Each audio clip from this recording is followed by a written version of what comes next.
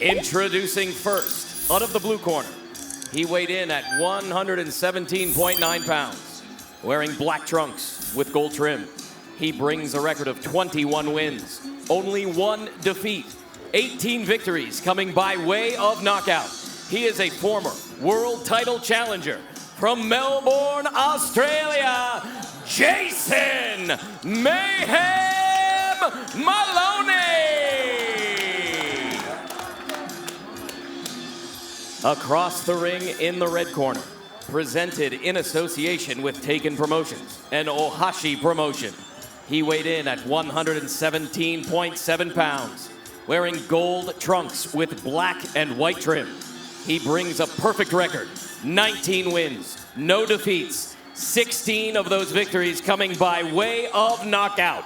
The former light flyweight world champion, the former junior bantamweight world champion, the reigning, defending WBA, IBF, Ring Magazine, Unified Bantamweight World Champion from Yokohama, Japan, Naoya Monster Inoue!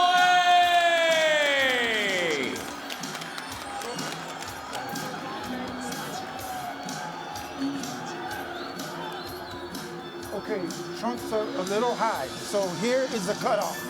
Okay? We're okay here. Okay. Now, gentlemen, we're going to lose the dressing room. On the caution, keep this fight clean at all times, protect yourself at all times, and what I say you must obey. Good luck. Touch him up. Touch him up. The world titles are on the line at 118 pounds. They have 2 common opponents. Emmanuel Rodriguez, who was stopped by Inoue in the second round after he won a split decision against Jason Moloney 7 months before.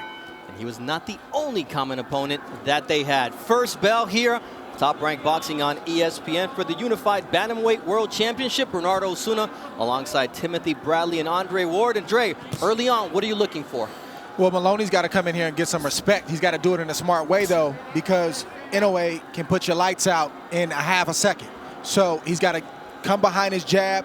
He's got to pick his shots very smartly, but he's got to let Inoue know that he's there. And Inoue just needs to be who he is. Be explosive, be fast, be quick. Don't try to overpower Moloney. Well, you see that uppercut right there. Just beat yourself, and the knockout may come. Moloney better hold that phone up, hold that right hand up, because I see a left hook coming in there. I mean, the tension in the building, you can cut it with a knife, because anytime you have an explosive puncher like Naoya Inoue, who's capable of landing either hand and putting you to sleep, you have to be on high alert. But it's tough, Bernardo, because you got a guy that's not just powerful, but he's quick and he's fast.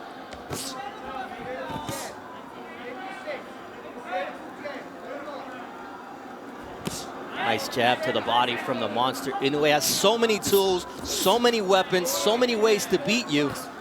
And Moloney says he's also got some weaknesses that Nonito Donaire exposed. Nice counter right from Inoue after Moloney lands a shot of his own. Yeah, that's one of the strengths of Inoue is that his ability, when he's offensive, then defensive, then back offensive, you know, and he's able to time fighters like that. Oh, nice jab from Moloney, but right hand over the top from Inoue. Watch the hole. Beautiful counter. Everybody has a plan, as Mike Tyson said, until he gets hit in the face. That's yet to happen here in a shot that changes the way the fight goes on. But both guys showing some respect, but trying to find those keys. Yeah, you can tell Moloney is processing the speed of Inoue right now. I don't think he realized how quick and how fast a foot and hand that Inoue was. He closes that gap quick, Inoue. And he's not there when Moloney tries to punch. Inoue lunges right there. That's one of the few mistakes that he does make, leaving himself exposed and doesn't get off the line. But Moloney said, I've got to be quick enough, I got to be smart enough, and I got to be strong enough to make him pay, as he takes another Inoue jab right in the face.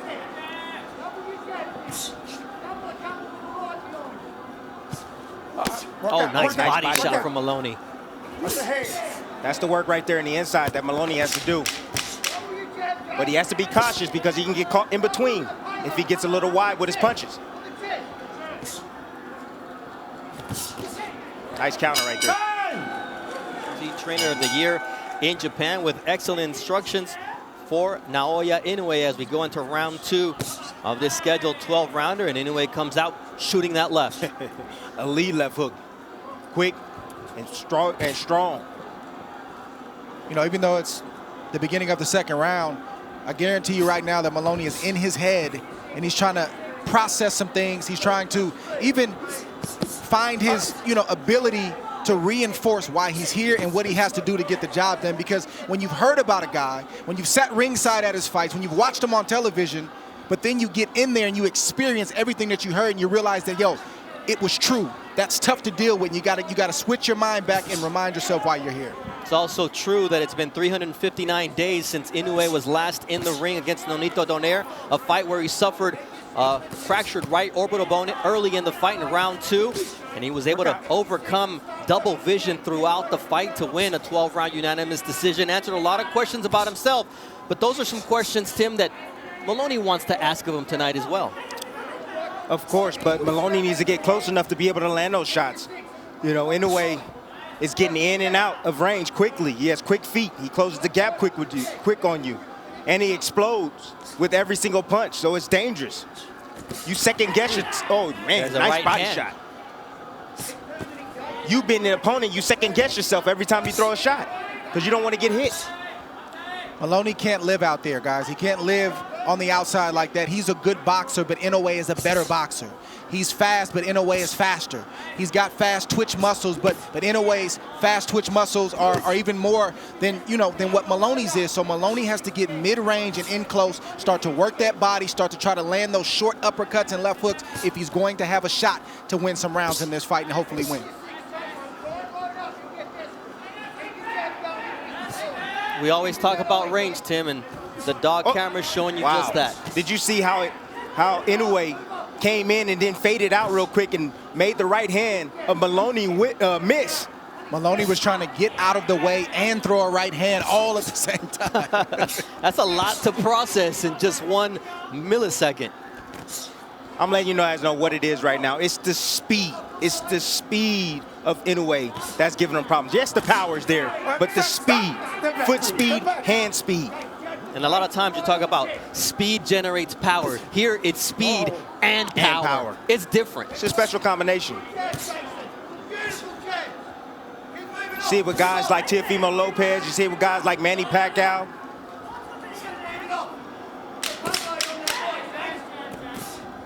There's that left hook from Naoya Inoue here to close out the second round.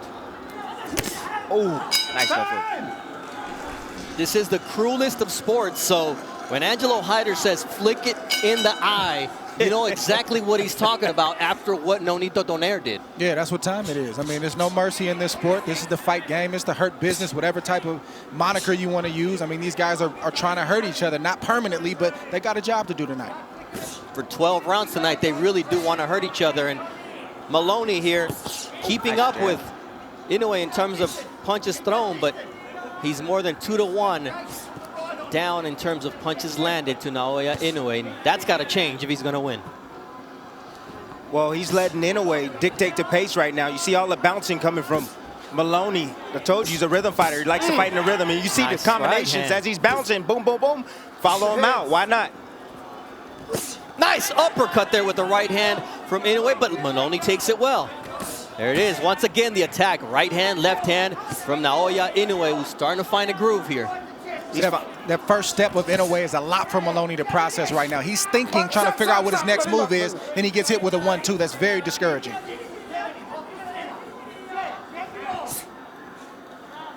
One thing that I forgot to mention early on is look at the calves on Inoue. That's where all the power is generated from.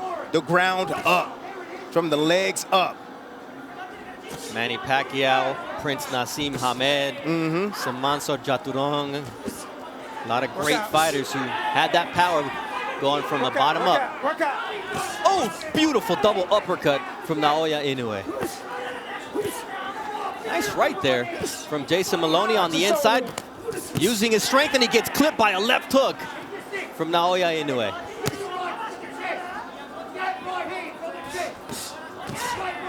The stalking prowess of Naoya Inoue. Now what Inoue is doing is he's sunning them right now. He's walking them down. He's putting a high guard up. He doesn't feel threatened by any punches coming from Moloney. And now he's just attacking. He's trying to get him up out of there. Something we wanted to watch out for was the inflammation under the right eye after the broken orbital bone. So far, it's held up. And now Moloney's got to watch out for those quick right uppercuts. The power, the speed, the timing, the explosiveness of Inoue is making Moloney forget his game plan. He forgot what he came here to do. Ooh, left uppercut from Naoya Inoue. Switches up, and now you see the legs of Moloney a little wobbly as he continues with the attack. Big right hand from Naoya Inoue. That right hand hurt him right there. A short right hand hurt him, Bernardo. There's another short right hand from Naoya Inoue. Look at the vision and that tunnel vision from Naoya Inoue, seeing a fighter that may be hurt, and he's looking for that big shot here as Moloney drops his hands. Ooh, big left to the body.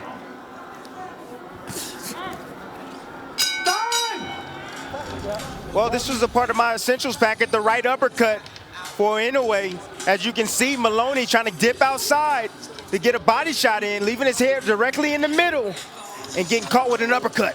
Inoue's been special when he leads, and he's been special when he counters like this. Moloney throws a right, he blocks, opens him up, and then hits him with just an explosive left hook that gets Moloney's attention, and it causes him to stay in the shell and not want to open up because he gets disciplined every time. Jason Moloney showing heart, showing a great chin here in his world title opportunity for the Bantamweight World Championship, the WBA, IBF, and Ring Magazine version. He's only been down once against Danilo Gabasai, and that was a right hand in August of 2015. This is his second world title opportunity, and Inoue is just getting into a rhythm, finding Moloney a lot easier than before. Bernardo, I have to say, this is real. Inoue is real. I have my doubts. I don't have my doubts anymore. This guy is real. Watching him in person, how explosive every shot is, how the speed on his punches, and the power to go along with it, and the pressure he's putting on Moloney right now. Moloney is a good fighter. He's a good quality fighter. And he's making him look ordinary. Oh, nice counter to the body from Naoya Inoue as Moloney was looking for a big overhand right. And there's a right hand counter once again from Inoue as now he digs to the body. And down goes that right elbow of Moloney. Nice stick jab from Moloney, though. Andrew Moloney, who knows his brother as well as anyone, says he has to punch sharper, not harder. Just stay behind the jab and punch sharper. That's a hard thing to do when you got a guy who's sticking you with power. He's being out-muscled. I mean, that power and that speed and the physicality of Inoue is just too much. Moloney at this point has to sell out. And what I mean is he's got to risk getting knocked out to build up some points and to try to hurt Inoue to get some respect and to get himself back in this fight. Because if he just sits on the outside like this, Inoue is controlling every aspect of the game. I don't care if he's on the outside, mid-range, inside, it doesn't matter. He's controlling this fight. He's leading, he's countering, he's out-speeding, out-quicking, and he has more power than Moloney. How you gonna deal with that if you don't open up and try to get some respect? Oh, nice combination earlier by Moloney, but there's always an answer from Naoya Inoue. Nice right hand from Inoue. It reminds me of when you're playing golf and you play with the big hitter who's got the driver and he's got it going, and then you try to overdo yours and you hit it all over the place. You have to stay within yourself, and that's hard for Moloney to do tonight. Well, he's shocked. He's shocked by what he's in there with right now. He's a tough kid. He's going to try to fight it out as long as he can, but he's dealing with something that he's never been in the ring with. Nice. Oh, nice body shot from Inoue, but Moloney found that bad habit, the lack of head movement that you talked about, Tim, from Inoue. Lack of head movement, leaves his head on the line often. You know, he gets a little enamored with this punching power. He just wants to admire his work at times, and Moloney is finding home for his right hand occasionally. And there you see the finishing shots from Naoya Inoue as round 4 comes to a conclusion. Time! Okay. Round 5. Round 5 of a scheduled 12-round world title shot for the Unified Bantam World Championship. Alongside Timothy Bradley and Andre Ward, I'm Bernardo Osuna. And we talked about the opening. I had watched Inoue live, and I said, you're going to see and feel something different when you see him live. Well, it's special.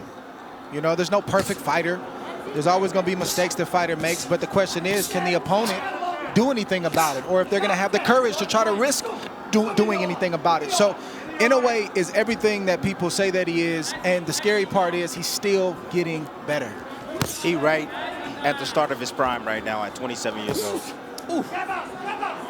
That quickness of Naoya Inoue, who's 19-0 with 16 knockouts. But here comes Jason Moloney, who said, if I can get him backing up and crouching and covering up, that's my opportunity. But that's where he needs to be. He needs to be in the inside the trenches. But he needs to be careful because Inoue will set him up with a counter. He'll look to punch in between his shots. You got to respect what Moloney's trying to do right now. We've said this whole fight that that's what he has to do if he's going to get into this fight. But the problem is he's soaked up a lot of punishment over the first 4 rounds. That punishment is sitting on him. So when he does try to open up, he's not going to have the energy that he wants to have because he's been getting hit with hellacious body shots and head shots for the first 4 rounds. Inoue's got the power advantage, the quickness advantage, and a 2.5-inch reach advantage, which we saw just moments ago as his jab got to its destination before Moloney was, and that 3-piece from the monster. I got to tell you guys something. I've tried on a massive amount of gloves in my career, and I have to say that the winning gloves, these are the type of gloves that, you know, Mayweather would use to protect his hands. They're soft. They have cushion, a massive amount of cushion. Whereas you get a Reyes glove where you have the horsehair on them. Inoue is wearing winning gloves that are heavily padded and hitting that hard. That tells me a lot about his punching power. I mean, he's had issues with his hands before. Sometimes it's the curse of a power puncher. You hit so hard that your hands become brittle. Yeah, but if he had a Reyes glove on, yeah, devastation. Thank you. Thank you. But sometimes it's, big right hand there from Inoue, and Moloney takes it, and he takes 2 steps back, and here comes the monster. That's a lot to deal with, fellas. That right hand and the way that he got that off, that landed like a rocket. He shot that off like a rocket. That's a lot to deal with. Quick, precise, powerful. We're not just talking about that right hand. We're talking about the whole package when we're talking about Naoya Inoue. But here's Moloney. What a heart here as we reach what should be the culmination of this 5th round.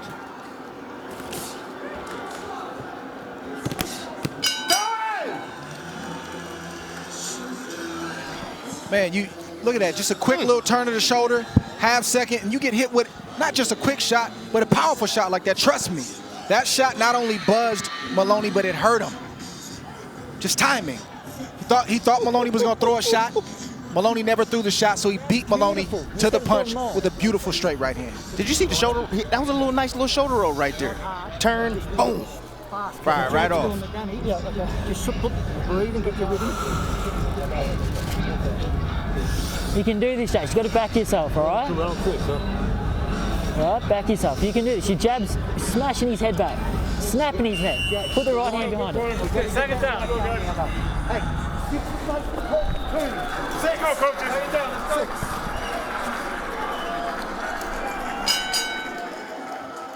5 rounds in the book here inside the bubble at the MGM Grand alongside Tim Bradley and Andre Ward. And here is your scorecard, Dre. Yeah, it's a complete shutout. I don't think there's any, questions about that. Inoue's, dominating this fight. He's put on a great performance. He's doing everything that he said he would do and that people expected him to do. Good body shot right there from Inoue.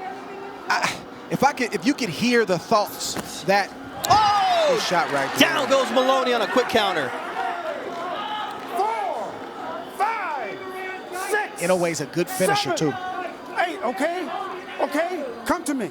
Gloves. 16 knockouts and 19 victories for Naoya Inoue. He comes out firing with that big left hook, and he smells blood. He may be the monster, but tonight he's a shark going after his prey in Jason Moloney from down under. Big right hand once again from Naoya Inoue, and Moloney has no choice but to tie up.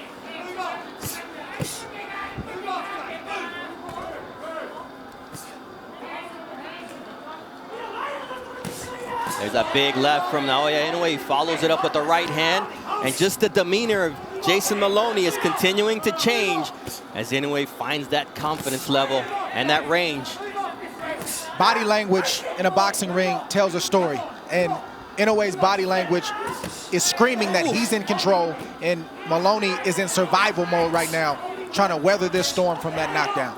There's another left hook, an uppercut from Naoya Inoue, who's finding every shot in his repertoire to punish Moloney with. Stop, stop, stop, stop, stop. Step up. Let him go.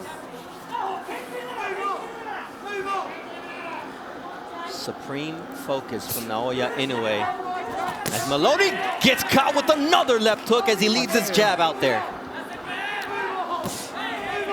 You can feel the power, you can hear the thuds when Inoue lands a shot. And he hasn't landed cleanly yet, except for that big shot early in the round. But he lands cleanly there with that right. It's a lot to deal with. Oh, these are big, heavy shots coming in on Moloney. You know, if I'm in his corner right now, you know, if he doesn't give me a better round, the next round, I'll probably end up stopping this match. I mean, he's taking a beating, and I want to save him for the rest of his career. Well, you got to do the math. How many rounds has he won? Does he have the power to stop Inoue? And where is he at? What type of fight is he fighting? He's not fighting a fight where he's just missing big shots that could possibly knock Inoue out. He's in survival mode, but he's taking a massive amount of punishment in the meantime. Yes, he is. That inflammation over the left eye of Jason Moloney as we are now at the halfway point of the fight.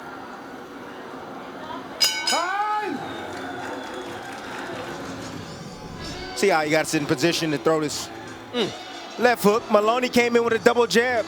You know, we're taught to, you know, step in behind with the double jab. And if you don't do it from the right distance, well, you get set up with shots like this.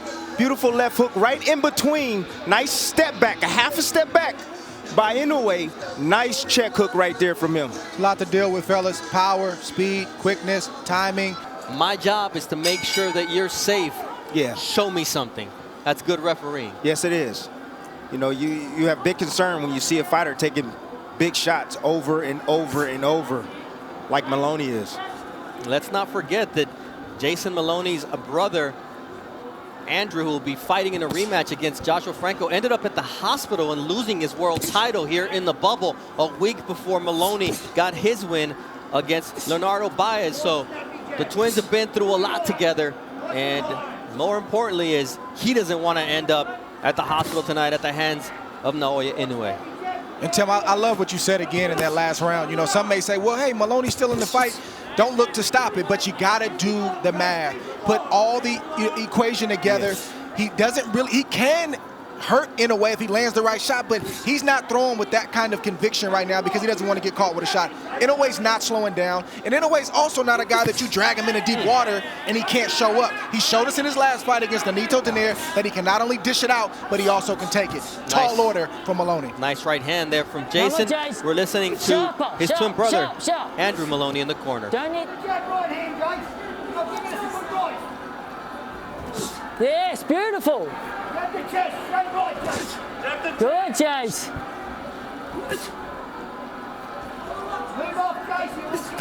Ooh, nice uppercut from Inoue.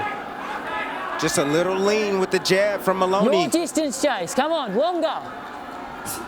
That's all it takes. Sport's about inches, centimeters.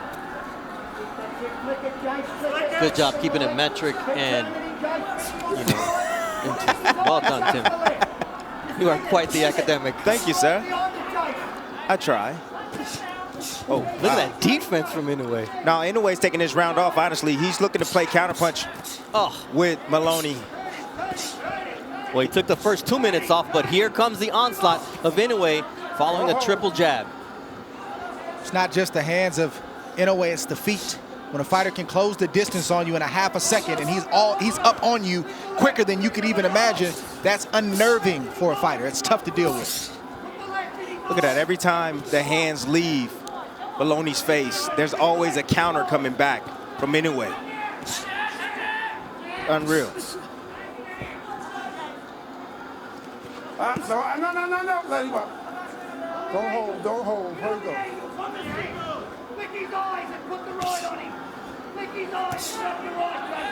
There's that stick from Naoya Inoue. As round 7 comes. Oh, big right hand from Naoya Inoue, and Moloney is down and hurt. 6, 7, 8. It's over. It is over. Naoya the Monster Inoue on Halloween night knocks out Jason Mayhem Moloney, proving that he does belong at the top of that pound-for-pound list. The Monster's number 3 right now, but the next vote, we'll see where he ends up, because tonight he looked impressive. What a right hand it was. Inoue started this fight the way that he ended it. He just got on fire. He revved up his engine, and he was all gas and no brakes. He did everything. He showed speed, he showed power, he showed some flavor with his feet. And, you know, he ended with a devastating right hand like that. Moloney just made a mistake, threw a jab out there, and Inoue just took a half little step back and just made him pay with a brutal shot. You saw that coming. We were talking about this over the last couple rounds. It doesn't look like much is happening, but there's a lot happening. And you see Inoue, a guy with an IQ, setting up a shot like that to have an emphatic victory here in the United States. There's a lot of people that are going to start to know this young man's name. And if he continues to put on performances like this, he will be a household name. I mean, when he tried to get up, I mean, that's hard.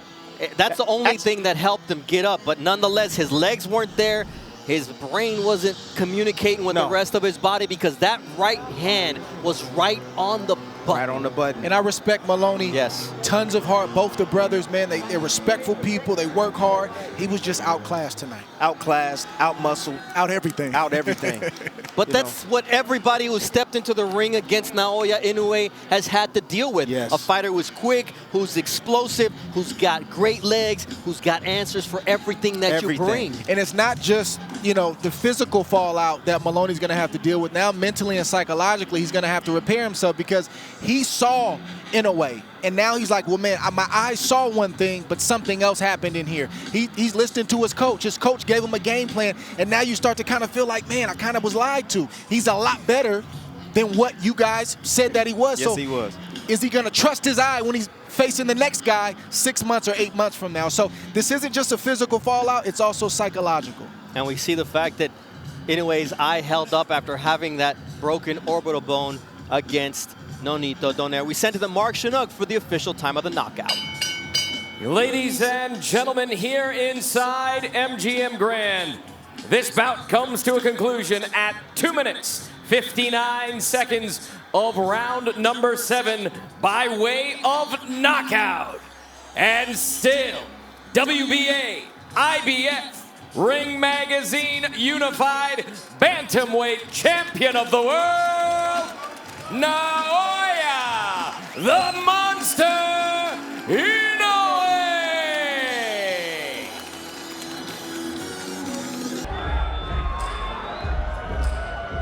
Introducing first, out of the blue corner, presented in association with MP Promotions.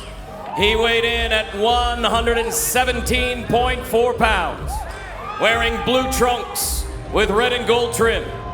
He brings a record of 30 victories with only 2 defeats, 1 draw, 20 of those wins coming by way of knockout. He is the IBF #1 bantamweight contender from Pailay, Philippines, Michael Hot and Spicy Dasmarinas!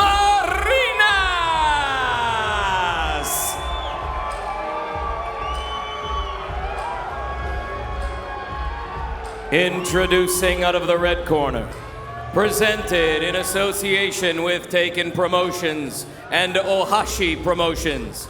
He weighed in at 118 pounds, wearing black trunks with white trim. He brings a perfect record, 20 wins, no defeats, 17 victories coming by way of knockout. Making his 16th world title appearance, he is the former light flyweight world champion, the former junior bantamweight world champion. He is the reigning, defending WBA, IBF unified bantamweight champion of the world from Zama, Kanagawa, Japan, the monster, Naoya Inoue.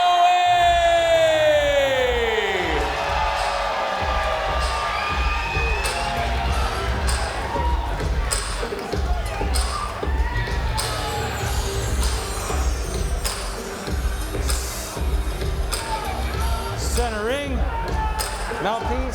mouthpiece. Gentlemen, trunks here are good, trunks here are good. Anything below this line is a foul. We went over the rules in the dressing room. I want to remind you, protect yourself at all times, obey my commands. God bless you both, touch up. You know, right now, the boxing galaxy of stars, folks, it is widespread. You got Canelo Alvarez, he's the biggest singular attraction. Tyson Fury, the heavyweight champ, probably the biggest personality. And then there's this guy on the left, Inoue. There's no drama, there's no criticism, no controversy. There's just destructive fists and focus. And now a new target opposite him. The opening bell, it unleashes the monster, his 21st pro fight. Starting out, Dasmarinas is a southpaw. In fighting the southpaw in unorthodox, the right hand and the left hook are the two punches that you want to look for. All starting with the foot position, the lead foot. If you get your foot outside the lead foot of the southpaw, you can line up your power shot, which is the right hand.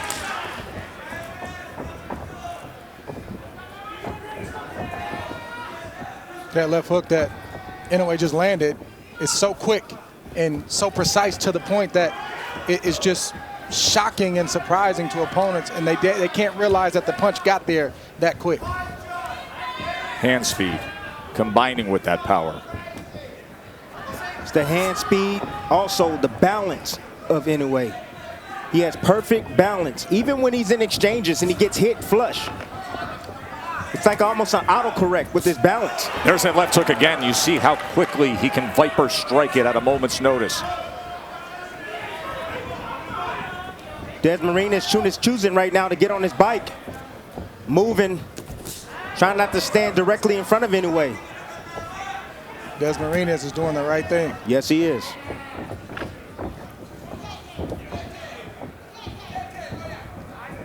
He's saying, I know you got punching power, but you gotta catch me.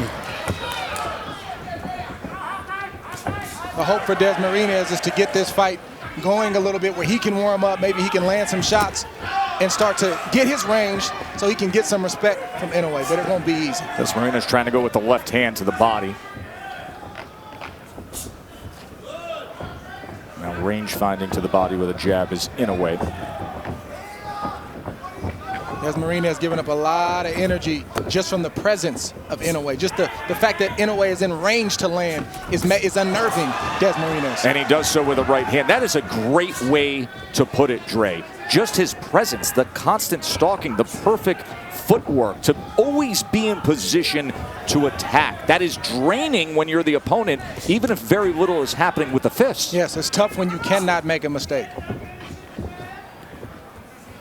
The shot that Dasmarinas is going to be looking for is the looping left hand. That's his power shot. And he's looking, trying to lure Inoue into that shot. Trying to get him comfortable, moving, chasing him, make a mistake, and then boom. He's going to look for it.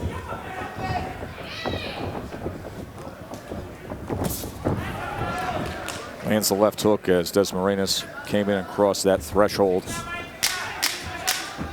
The undefeated champion, the 3-division world champion, who's really a fighter's fighter. It's interesting to see who came out to see him tonight among the celebs and the boxing stars ringside. Seconds out. Inoue was 10 of 34 Grab that stool. with his punches in that first round. A 10-2 connect advantage against Dasmarinas.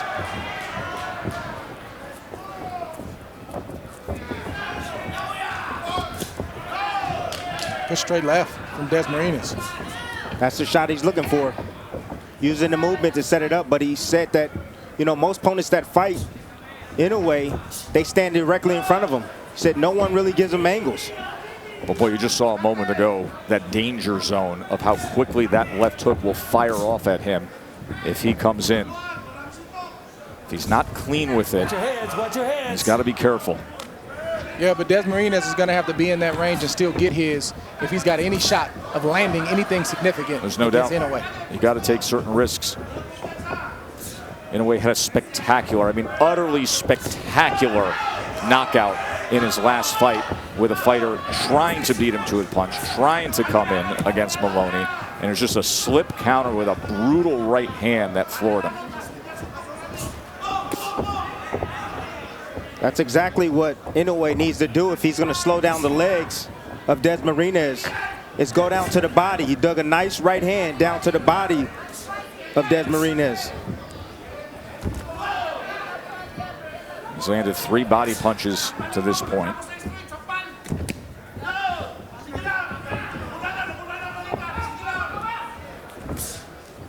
There's that lead right hand. Good defense from Dasmarinas along the ropes. Nice The shot left right hand. there. Dasmarinas trying to time that left hand. So you can already tell from the body language of Dasmarinas, he's moving a lot. He doesn't want to get touched by those big shots, but offensively, he's starting to settle down and land some shots. There it is. But then a shot like that'll land. Left hook to the body. Knocked down, scored by the monster. Liver. Left hook to the liver. Liver shot. Puts down Dasmarinas. 7, 8. Good. Give me your gloves. 50 seconds to work here in round 2 for Inoue. Stalking his prey. Oh, big left hand dug in underneath. Now working behind the jab. Nearly a clash of heads there. Dasmarinas trying to steady himself on his feet. Inoue stalking. Goes to the body. Left uppercut comes in as well. That's what you do when you hurt a person to the body. Oh, another You go body right shot. back down there. Pinpoint accuracy with the left hand to the body. One of the most devastating punches you can land in this sport. Paralyzes the opponent. And it did with Dasmarinas. Dasmarinas is still hurt. There's no doubt about it. Trying to survive the fouls. Another body shot comes in. Look at Inoue. This is what he delivers time and again. Dasmarinas is so game to fight back. Inoue goes to that spot again. Just bruising that liver shot. Targeting that right flank. Common shot in the sport of boxing, but it didn't land with common power. Here we see Inoue throw a waist right uppercut and just sort of graze the mid to side of Dasmarinas, and it was a delayed reaction, but he thought about it. He said, I just can't stand up. That kind of shot takes the wind out of you. Jab, waist uppercut, and just a grazing shot right there that just paralyzed Dasmarinas, and Inoue went back there 6 or 7 times throughout the course of that round. Then he goes back to the body. Now he goes back to the body with the left hook. Like we told you, it's a lingering effect. When you get hit in the liver, it lingers. And sometimes it even lingers for a week. A week, people.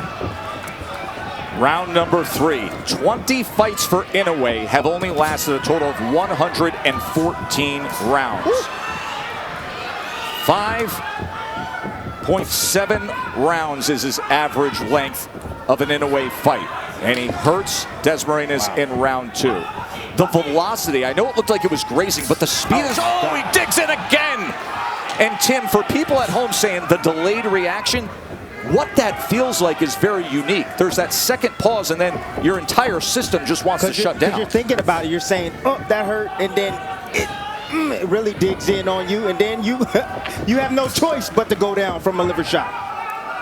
But this right here is when it starts to become unfair for opponents of Inoue, when, yes, he's offensively powerful, but then defensively, he's stingy and he doesn't let you get anything with his quickness. Fighters realize right away that they really can't hit him, and he can hit them anytime he wants to. That's all starting with his stance, Dre. He keeps that back foot up so that way he can pounce on his opposition and also get up. That lead foot stays flat on the ground so that way he can push off to get back out of range. Inoue's looking to go back to that body. He's just going away from it for a little bit, make Dasmarinas forget about it, then he's going back down there with that left hook. There it is. Yep. Sold the right hand, came back with the left to the body. Now Dasmarinas trying to get right into that kitchen, fires off a combination. You see those shots being blocked by Inoue, the undefeated world champion. #3 pound-for-pound fighter in the world. That's the high guard enticing right there. He's trying to entice and allow Dasmarinas to punch so that way he opens himself up.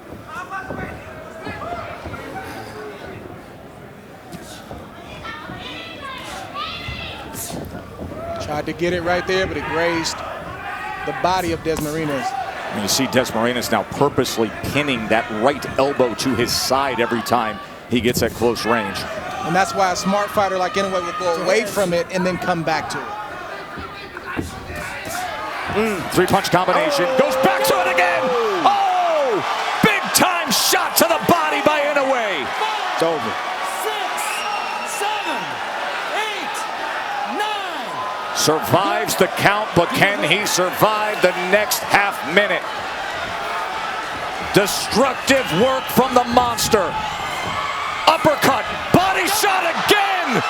My, oh my!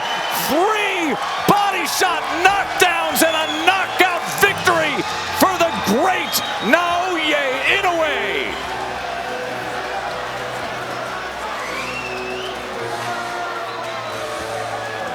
As advertised, 118 pounds, and as has been said, one of the most efficient hunting machines in all of boxing.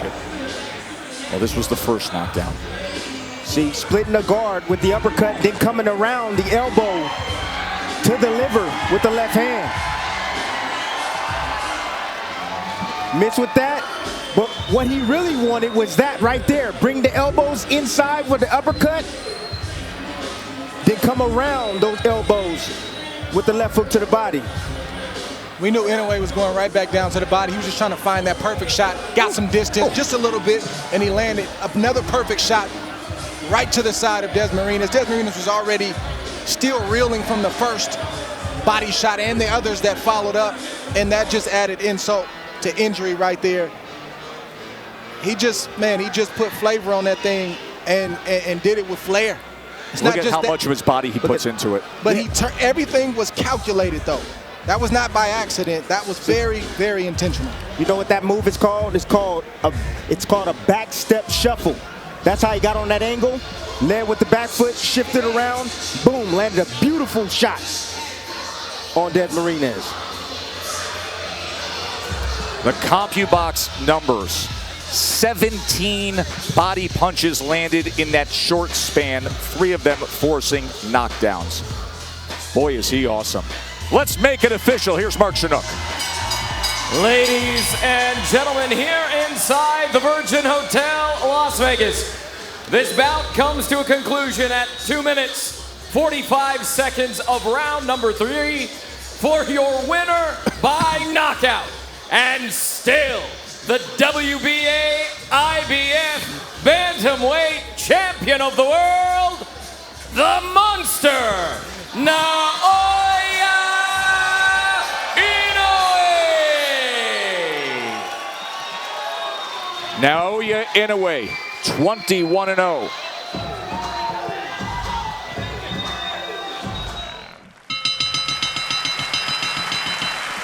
All right, fans, here we go with the main event of the evening, the rematch you've all been waiting for. It's champion versus champion, 12 rounds of boxing for the unified Bantamweight Championship of the world. And now, ladies and gentlemen in attendance and boxing fans joining us around the world, live from Saitama, Japan, it's prime time!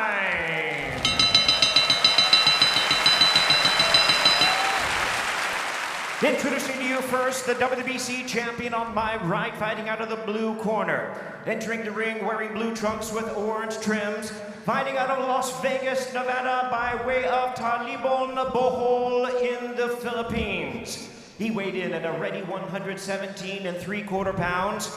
In his remarkable 20-year career, he has an outstanding record of 42 wins, 6 losses, with 28 wins coming by way of knockout. Tonight in his 22nd world title appearance, ladies and gentlemen, here is the future Hall of Famer, the renowned 5-division world champion, and the current defending WBC bantamweight champion of the world, introducing the Filipino Flash, Donaire.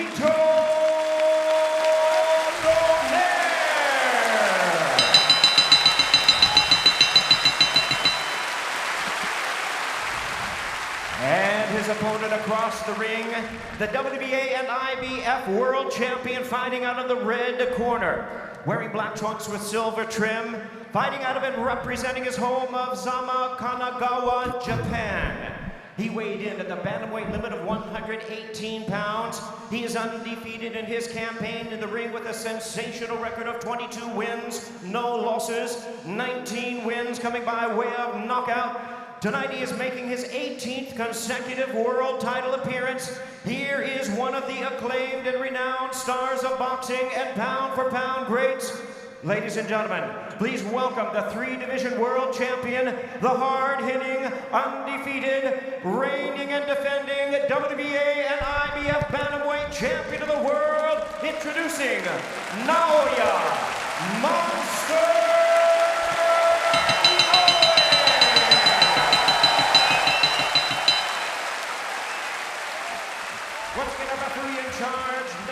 Instructions, Michael Griffin.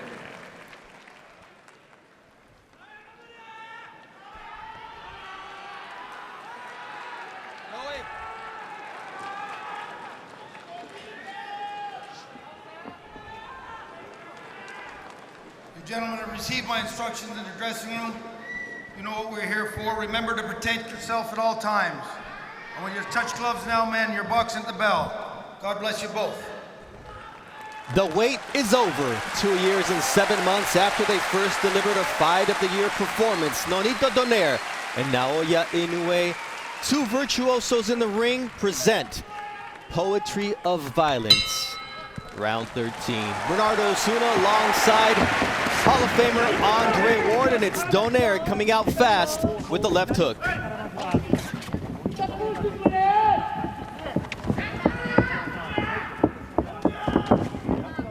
Both fighters said they needed to be better than they were the first time around. For Donaire, impossible to think that even though he fractured the right orbital bone of Inoue and his nose, nonetheless, he wasn't able to come away with the victory thanks to the courage and boxing skill of the hard-hitting Japanese monster. Already in this first 30 seconds, I see a Donaire who's swifter on his feet.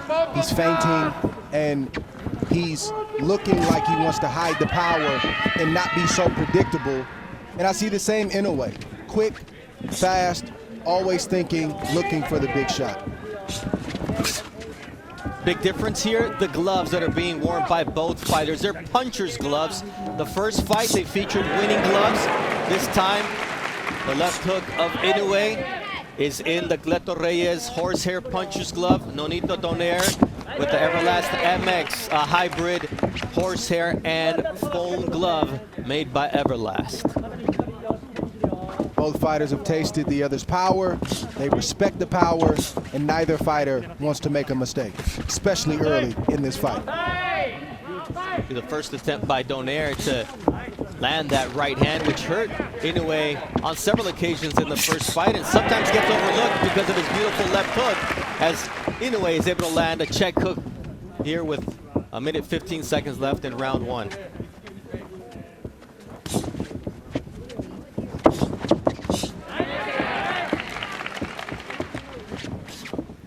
The Japanese crowd getting into it here, Dre. Yes, good shot right there. Inoue gives the crowd a lot to get excited about, and this is a crowd that is typically respectful and very quiet, but it's hard to stay quiet when you see the explosive shots of Inoue land clean like the right hand just landed. You see the jab of Inoue there with the counter right, and now a left hook from Inoue. This fight can change with one punch at any moment. You won't want to blink because they both have dynamite in their punches. You see that left from Inoue. So so far, no reaction from either fighter from the big shots that they've taken in this first round, which is impressive because the fighters are still warming up. Nice left hook there from...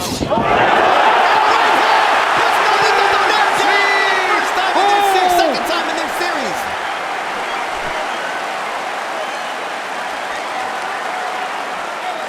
He's hurt right now, Bernardo. The belt was his greatest ally. The first time he's dropped by a headshot by Naoya Inoue, he was dropped by a body shot in the 11th round of their first fight. What a start for Naoya Inoue, Dre. Everything, Inoue was winning that round, but nothing crazy had happened until it did. A quick right hand to the temple of Nonito, and it sat him right on his butt. He didn't know how he got there. He just realized that he was on the canvas, and that's the type of explosive power that we've been promoting this fight with. They both possess it, but Inoue's is a little bit different, and we saw it on full display in that first round. And now it comes time to see how each fighter reacts. Naoya Inoue is calm, and for Donaire, he's receiving instructions from his wife and trainer, Rachel Donaire, and I'm sure this was not part of the game plan. And the only positive, Dre, is there's a lot of time to make it up. You don't have to make it all up right now. Right, and the good thing for Donaire is he has great recuperative powers. Somehow, some way, he's able to eat those big shots and keep on coming, but he can't take too many more of those. Now it's Donaire landing that vaunted left hook.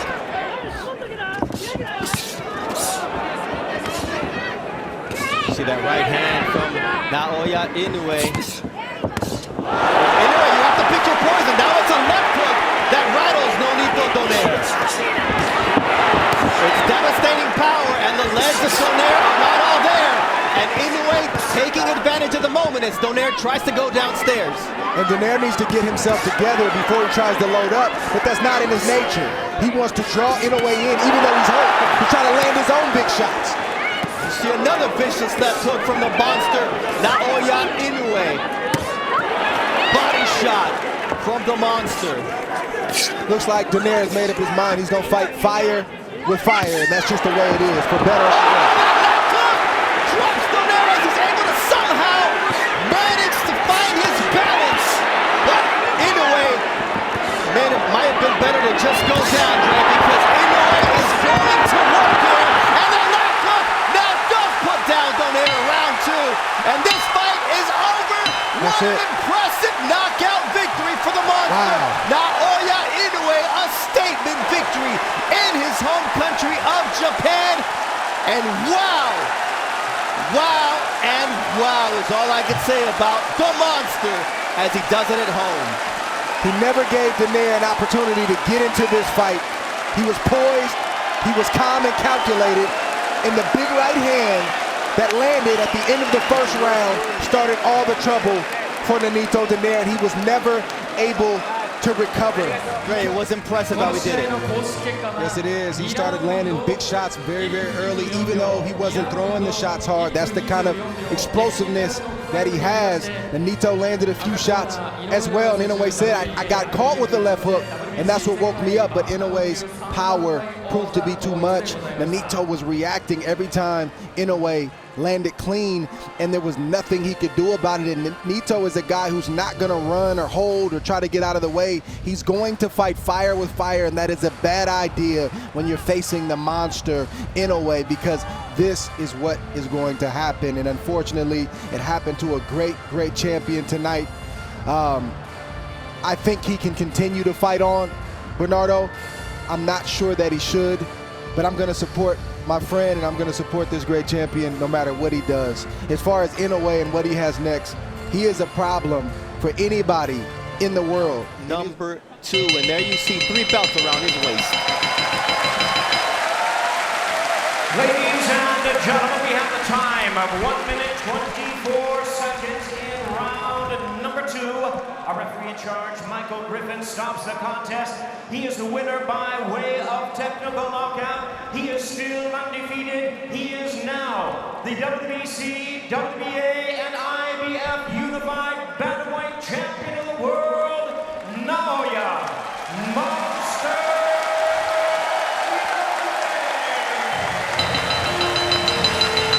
The monster moniker was fitting for Naoya Inoue in Saitama, Japan, because there he has the 3 belts. There's only one missing, and he's hoping to face Paul Butler before this year is over to become the undisputed champion at 118 pounds. Introducing to you first on my left, fighting out of the red corner, boxing's pride of Japan, the popular unified world champion, tonight attempting to capture the undisputed crown. Wearing black trunks with gold trim, hailing from Zama, Kanagawa, Japan. He weighed in at 117 3/4 pounds, or 53.45 kilos. He is undefeated with a sensational record of 23 wins, no losses, 20 big wins coming by way of knockout.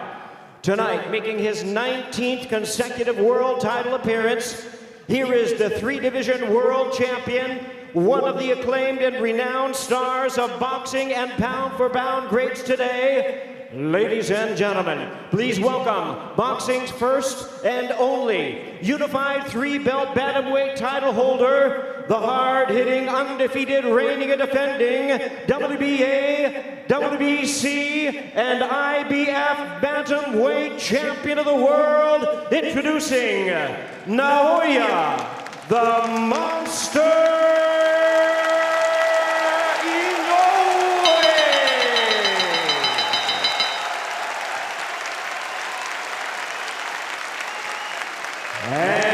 opponent across the ring, the WBO world champion, fighting out of the blue corner, also attempting to unify the bantamweight crown tonight, entering the ring wearing white trunks with gold and black trim, fighting out of the respected area of Ellesmere Port, Cheshire, England.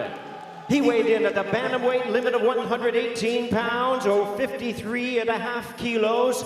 His record stands at 34 wins, 2 losses, with 15 wins coming by way of knockout. Ladies and gentlemen, here's the 2-time bantamweight world champion and the current defending and accomplished WBO bantamweight champion of the world, introducing the baby-faced assassin, Paul Butler.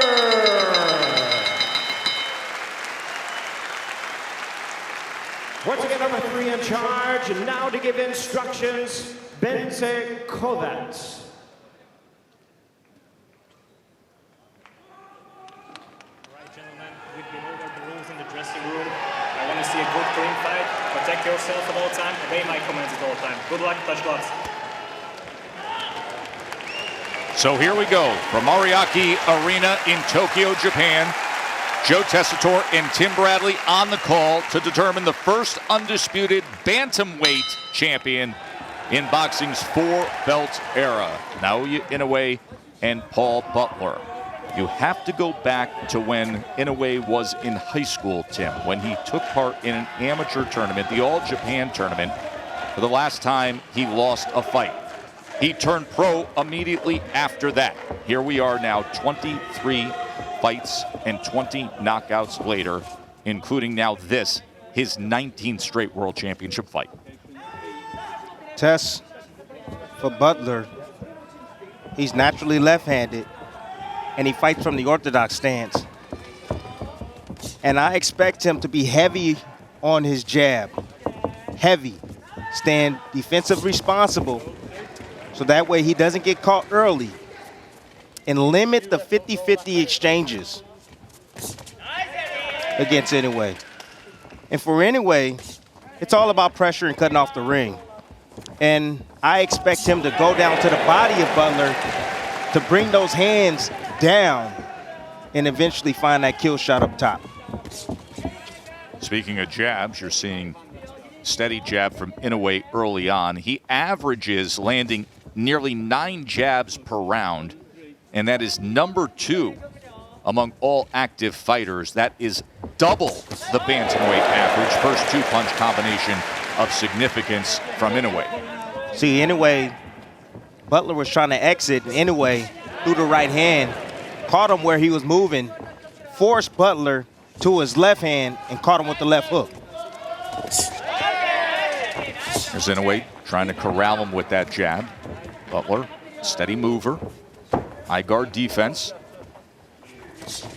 Butler's now trying to use feint and lateral movement to throw off Inoue's timing.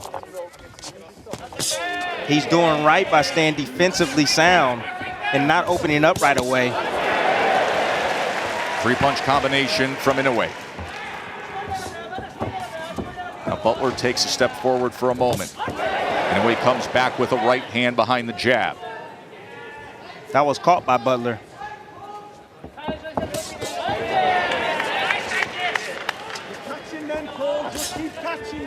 A defensive position of Butler. Inoue touches him to the body, put the jab to the body, came with the right hand, and finished with the left to the body. Butler's got to get on his jab, Tess. It's the only way. He has to gain some sort of respect. He's allowing Inoue just past that threshold without giving him anything in response. And even though some of these punches, many of these punches are hitting the gloves of Butler, you can hear the thud. And Inoue has the power to punch through the defensive prowess of Butler. 本日のメインイベントを両選手の経歴、戦歴をご紹介いたします。赤コーナー、井上尚弥大橋事務所属。You know, I think this was a quintessential round for Inoue. You know, he pressed forward, landing that jab, starting with the jab downstairs, working and looking for the angles and the shots around the elbows of Butler. Butler's playing defensively sound right now. You know, he's playing with his defense. He's keeping his hands high, and he's not allowing Inoue to get a clean punch on him. Tess, I'm okay with that at the moment. I'm okay with that. You know, he's outgunned. He knows it. Joseph Gallagher, trainer for Paul Butler. WBO Bantamweight World Champion. Comes from Cheshire, England. Goes to the other side of the world to take on this challenge against the monster. Round number 2.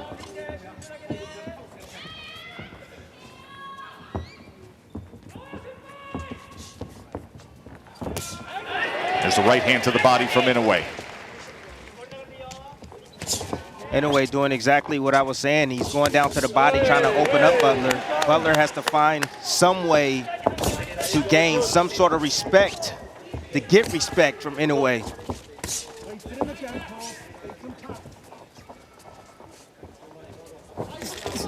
Comes forward with a double jab, does Butler. Like I told probing with that jab, including often going to the body with it. Waiting on Butler for a moment. Not enough offense from Butler at all. Not enough jabs, not enough combinations just yet. He's still comfortable right now, still protecting himself. He fears that power of Inoue.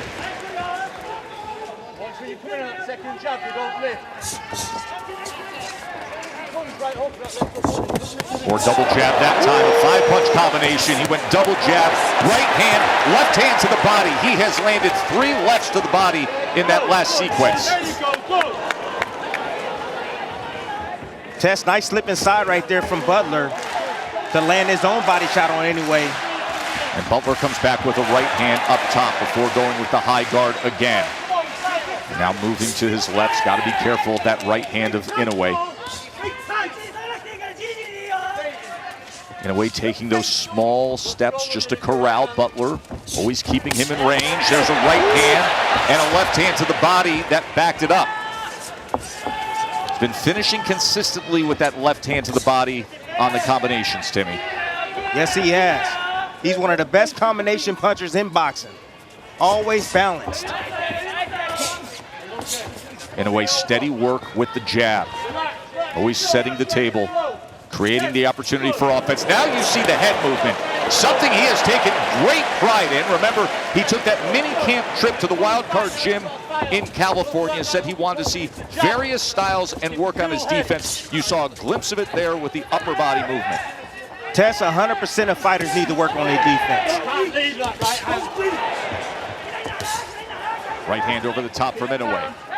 Partially blocked by Butler. Keep the right hand tight on that jab. Look to the left, please.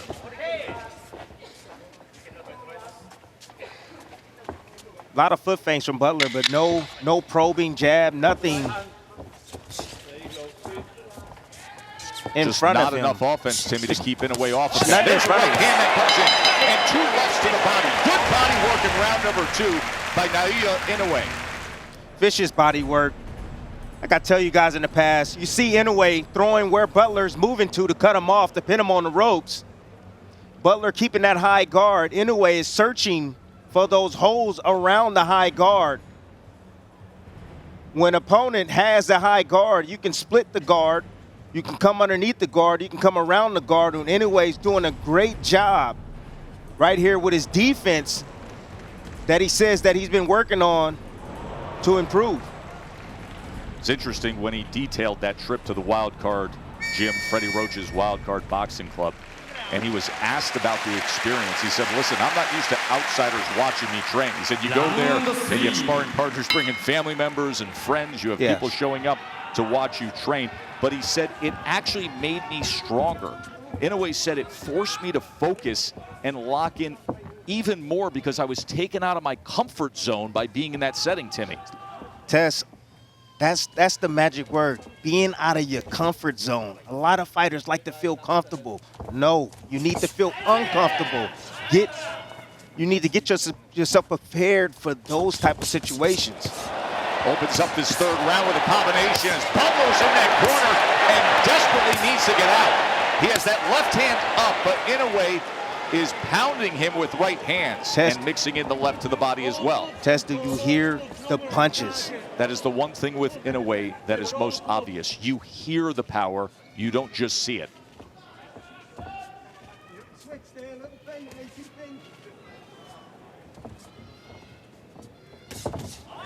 Two-punch combination again, working behind that jab. Look at the space between. Butler's not probing, not doing anything else to occupy that space in front of him. He's just allowing Inoue to just walk straight in and do whatever he wants against him. And Inoue always maintains that range to be in position. Look at the footwork and those small steps. Anytime Butler moves laterally like you see him doing right now, Inoue is constantly staying on him as if they are tied at the waist with a rope. Always in a ready position. Tess, I'm just waiting on that teeter-totter combination. The uppercut, right uppercut, left hook behind. Now explain to people when you say that. You call it a teeter-totter, and Butler finally lets his hands go as Inoue covers up for a moment. Best work that Butler's had comes here in round number 3. But what you describe as that teeter-totter, the ability to throw punches and generate torque, bringing back the offhand to create more power. No, the teeter-totter combination is the right uppercut. So it goes up. So that side is up, and then he comes down. The opposite side is down, and it's around the elbow to the liver. How devastating that can be.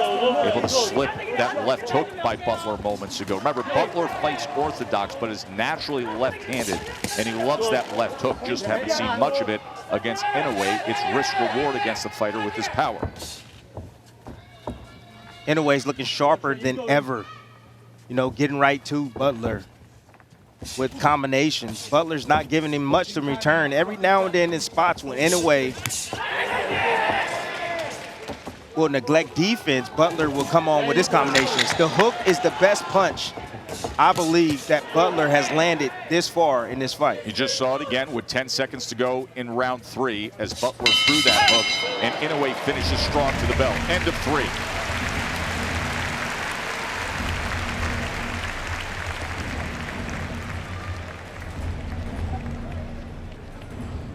Just a vicious assault right here. Inoue cornering Butler. Butler protecting himself really well. A lot of those things was caught on the glove. But as you see, no return fire from Butler. He is timid. He does not want to open himself up because he does not want to get knocked out. Again, against along the ropes, Inoue trying to come around that high guard, throwing straight shots down the middle, trying to split the guard of Butler. I think that right hand that split the guard right at the final second may be the most effective of the round right there. I put that a punctuation right there on that round. Round number 4 from Ariake Arena in Tokyo. Undisputed bantamweight world championship fight. 3 belts in the hands of Inoue right now. Butler has the WBO belt at 118 pounds. Well, it's round 4, and Butler has lost every single round. He doesn't have the knockout power to hurt Inoue. So at this point in the fight, he needs to make a choice. Needs to make an adjustment. He needs to fight. Sell out now. Sell out right now. Because the way this fight is going could be ending shortly, real shortly, Tess.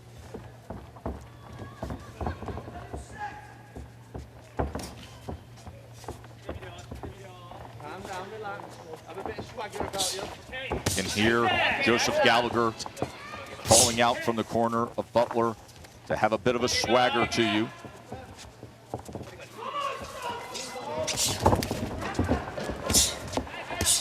Inoue finding that jab with ease. See if the right hand comes behind it.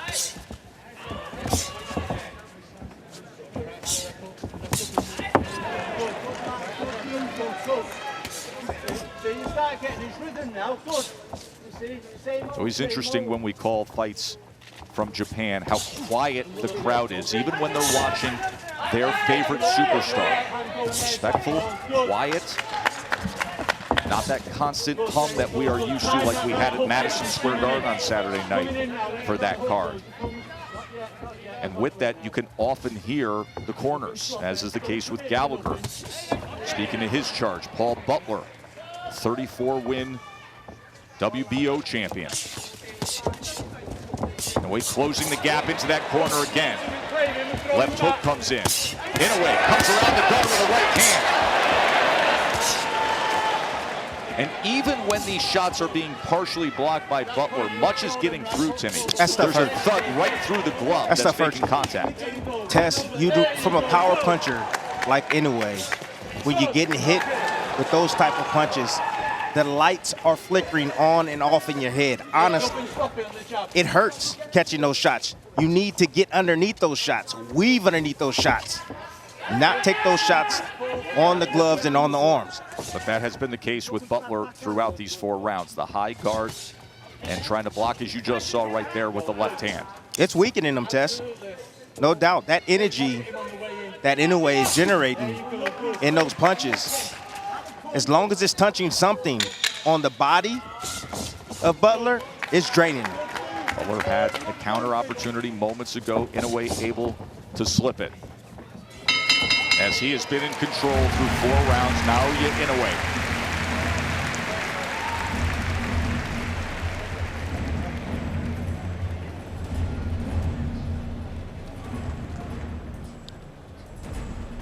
Just more domination from Inoue. Target practice at this moment. This is punching bag work right here. You know, Butler, I understand his strategy. He doesn't want to get knocked out. He took this fight. He said that, hey, I want to be the undisputed champion, but he's not fighting like that. He rather covers himself up. He'd rather be covered up, protect himself, and not dish out any offense. See how calm and relaxed Inoue is. Currently number 2 pound-for-pound fighter in the world, according to ESPN.com. And in the corner of Paul Butler, Adam Gigley, Joseph Gallagher sending off their charge. To your point of Butler and this opportunity, he wins the belt back in April. Inoue does his thing against Donaire to get the 3rd belt.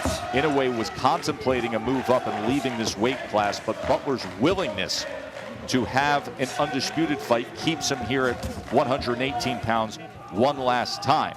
But Butler wanted this. He said the chance to unify against Inoue, I want that before anything else.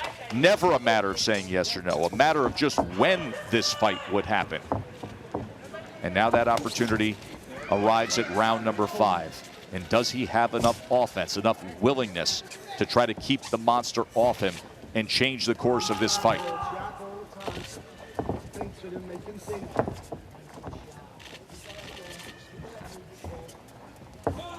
See, now Inoue is not attacking. He's looking for Butler. He wants Butler to commit because he wants to punch in between his punches. Butler's been on that back foot the whole time. He's been moving laterally, and he's been covering up when he gets pinned with the high guard. Right hand to be coming soon from Inoue. Combination from Butler as Inoue just harmlessly steps back.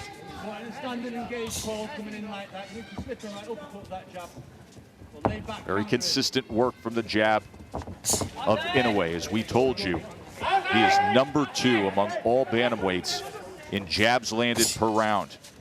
He doubles the typical average of a 18-pounder. Inoue is standing just outside that mid-range. He's hoping that Butler commits with something. He's looking for that right hand over the top of the jab of Butler. There's the jab of Butler. Often comes with 1 foot out the back door, though. As Inoue waits on it, see if he can bring that right hand over the top. Now Butler with his back against the ropes. There's a 3-punch combination from the Englishman. Yeah, he was able to land that because he got used. That's the right hand right there, Tess, I was talking about. Yep. He got used to the jab coming at the same speed in the single jab from Inoue. Butler right there doing a good job recognizing that and timing Inoue.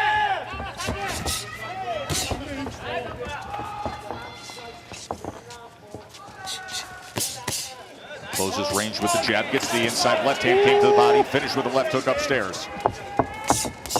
Right hand comes behind the jab, left uppercut, right uppercut. There's that left hand to the body. It's been so effective tonight.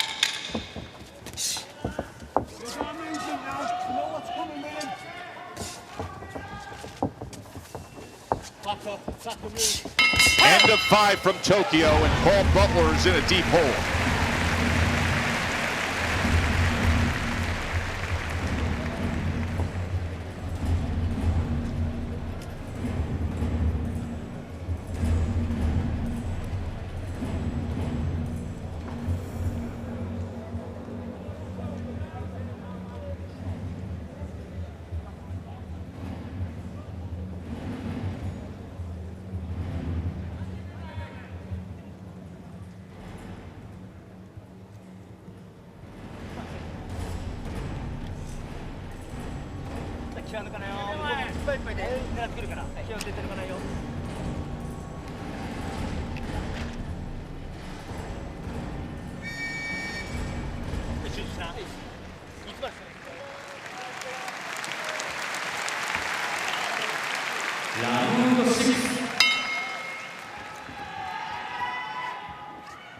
Round number 6.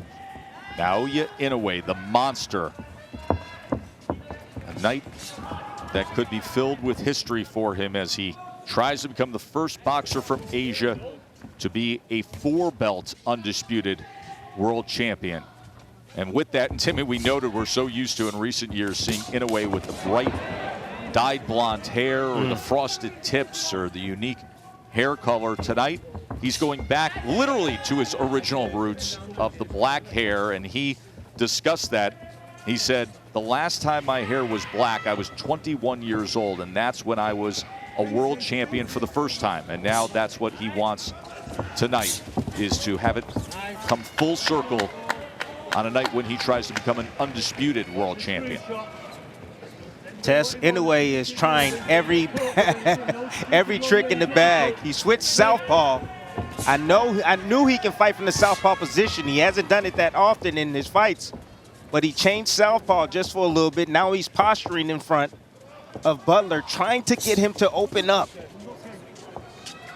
He does for a moment, and Inoue would invite that, looking for an opportunity to land his power shot. Now a little bit of a shuffle before he sends off a 3-punch combination. The reason why Butler's having a little success is because now Inoue is taking more chances, trying to get him to open up so he can land that kill shot.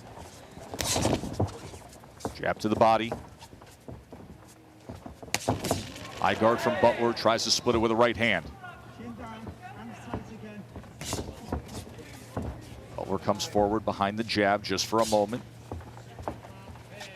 Inoue could use a more aggressive, a more willing Butler to create his own opportunities. Double jab, right hand to the body from Inoue.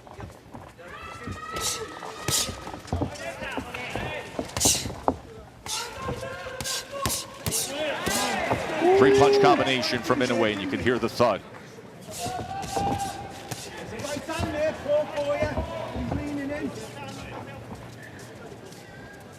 Tess, Butler, I don't think is here to win tonight. I think he's just here to survive. That's it. He's here to survive. He's not letting his hands go. He fears the punching power from Inoue. Look at Inoue. He's having fun. This is the undisputed championship of the world, and Inoue is just, this is a sparring session for him. That's how gifted he is. He recognizes it easily.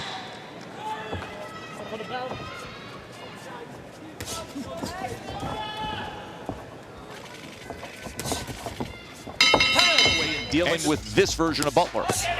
Tess, is so difficult to deal with a fighter that is so defensively minded. You know, Inoue's pulling out every trick in the bag, switching southpaw, going down to the body. You see him pinning Butler in the corner, landing kill shots over the top. He's not able to land that shot because Butler is so dang defensive. He has a tight guard, he stays compact, and he's not opening himself up to be hit or hurt. Is this something where you believe Inoue starts to get frustrated or just embraces it, has fun with it, and opens up even more? He gets a little bit more, let's say, anxious. He will make a little bit more mistakes, make himself a little bit more vulnerable, but he wants, so that way he can open up Butler. It's a clean shutout, clean sweep, dominating form from Inoue against Paul Butler. Winner here will be only the 11th undisputed four-belt champion in boxing history, the first undisputed bantamweight champion in the four-belt era. What I tell you? Yep. What I tell you, try to get him to open up, but Butler's not taking the bait. Hands down around the waist, sitting right in the pocket. And Inoue is going to be willing. He's going to have the willingness to get hit just a little bit more. Playing somewhat a possum. So that way he can set up Butler with something effective. Inoue leaning his head forward, hands down. He's looking for an opportunity. Begging Butler to throw and engage.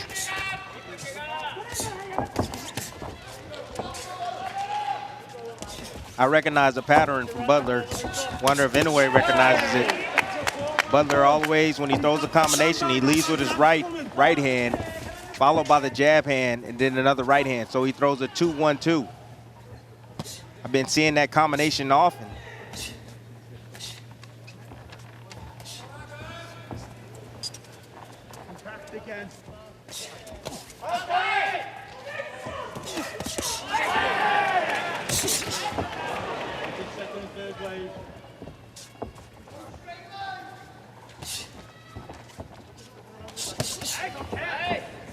Three-punch combination from Inoue, finishes with the left hand. Lead right to the body. Inoue is getting bored. He said, come on, man. Come on. Make a fight out of it. Yeah.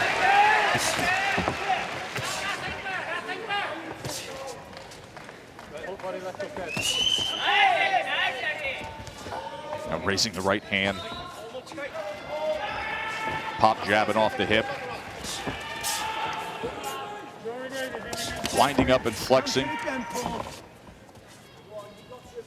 It's too easy, Tess. Far too easy. Too easy. Good combination right there from Butler.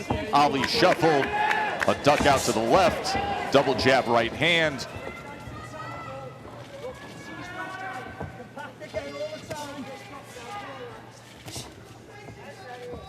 See, Butler has Inoue right where he wanted to get him. Get him over anxious, frustrated. And taking more risks, but he's not letting his hands go. And there's no intention when he does. Even like the last combination he threw. Hasn't gone past the 8th round since 2019. Of course, fight of the year was against Nonito Donaire, that all-time thriller when he fought through a broken nose and a broken orbital bone. Just some more punching bag work right here. Butler attempted to throw a short counter. Yeah, that right there just seems like a boring fighter to me. Inoue is getting bored inside the ring. He's tried everything, pulled out all the tricks, still hasn't found a way to open up Butler and make him engage with him.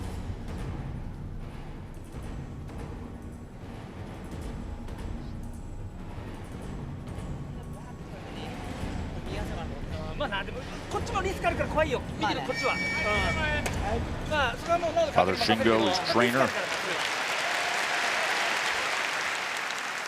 Round 8.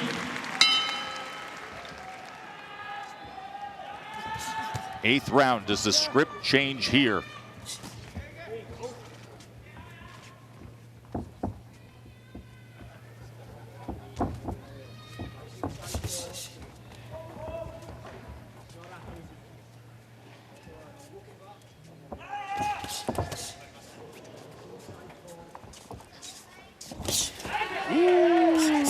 Beautiful left hook down to the body. That's what I'm talking about. That's what I need to see more from Butler right there. He saw that Inoue was relaxing after his combination, and he finally came in behind with his own combination to land on the champion Inoue. Inoue just waiting on him, just putting his head right out there.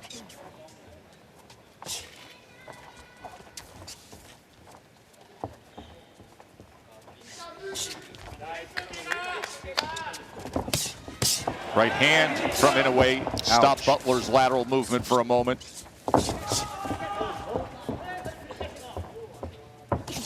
Nice, good. Nice. A combination from Butler. That's just a touch more aggressive here in round 8. That right hook's got to go then. He's throwing that. Ooh, both men opening up with right hands.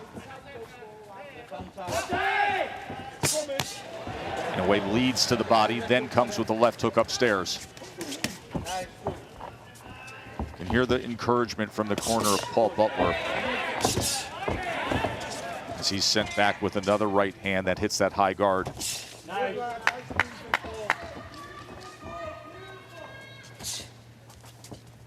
Just more of the same, Tess. Butler will have some success when he lets his hands go. Catching Inoue in spots where he's careless. And then he gets on his bike again.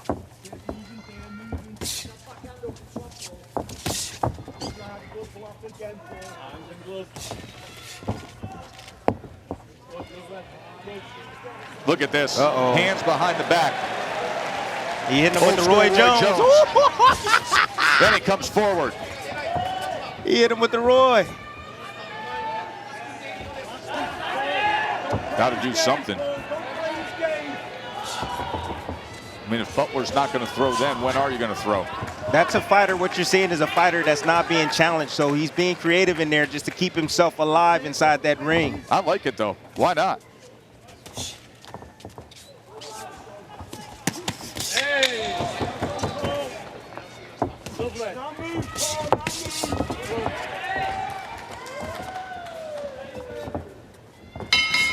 End of 8.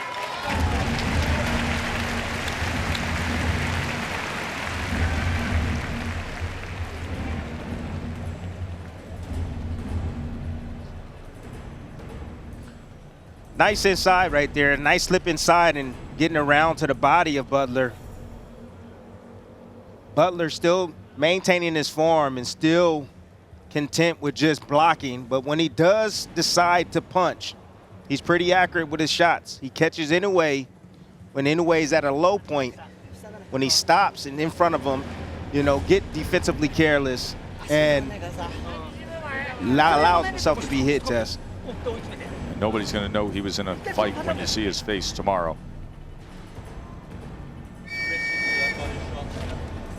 Paul Butler being completely outclassed here. Tess, he's Ariake content. Arena. He's content, Tess. Butler is content with just going the distance. He can say, hey, I went the distance with Inoue. That's it. Nothing more. Inoue comes out firing here in round 9.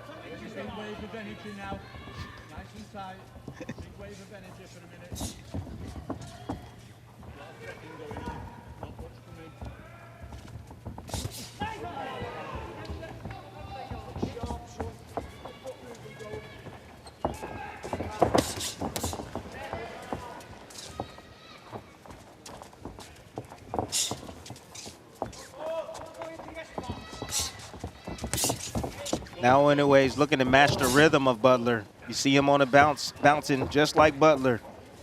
Trying to match his rhythm. Trying a different way to open up Butler. There you go, good. Good. There's the right hand should have gone then. Has an over or under. That second jab.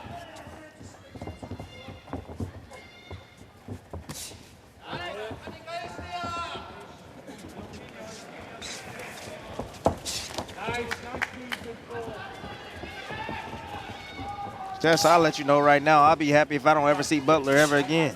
He's not even contending in this fight. I'm just flabbergasted. I don't even know what to say, honestly. Just being extremely defensive, really not throwing any punches, not competing, just surviving. The way I hear you talk and what I see out of Butler, you get the sense that to him the victory was getting the contract signed. That's it. That's it. You got to understand that it's his first time fighting out of his country. It's his first title defense.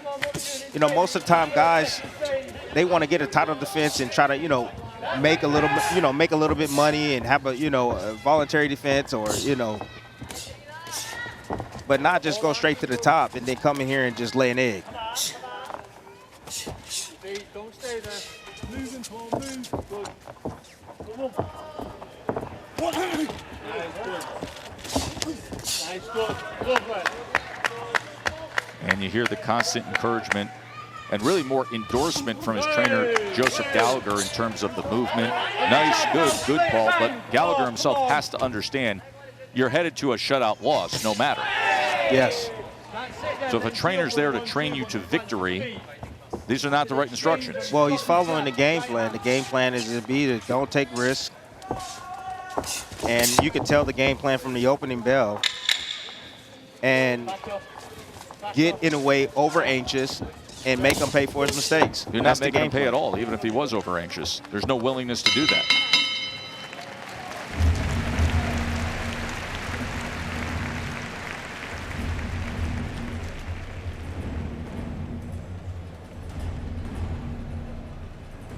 Well, more of the same.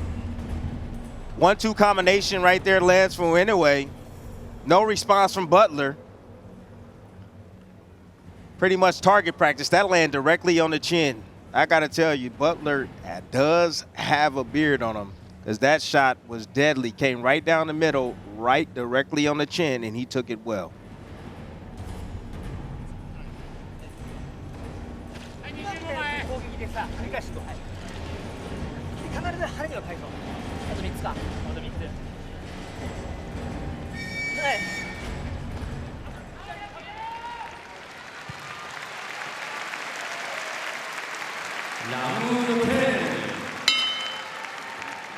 Round number 10 from Tokyo.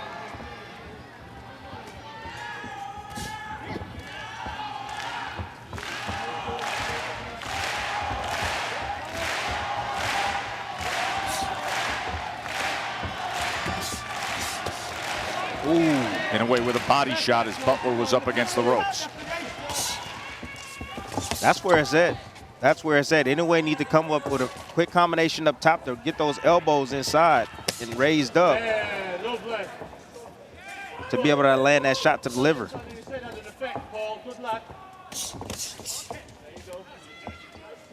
Double left hook would be awesome too. Touch high, go low. On the same side. 3-punch combination that finishes with the left to the body.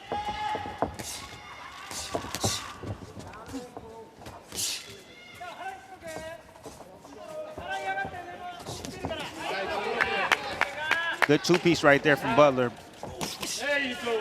That time willing to throw, and Inoue filled that gap with a right hand.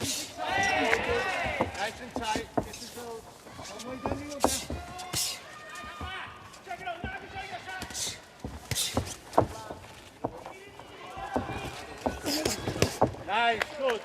Felt that ball. There you go. Now Butler going to the body, and then wide swinging up top with a right hand. Inoue fires back with this straight right, looking to split the guard. Good.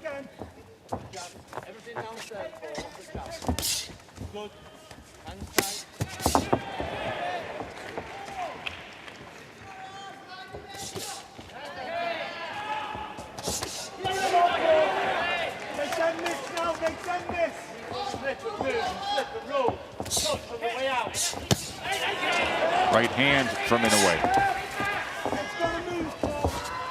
It's a good sequence right here. Consistent work from Inoue. Inoue should just take some of the steam off the punches and change the cadence up, speed things up. What would that do for him, Timmy?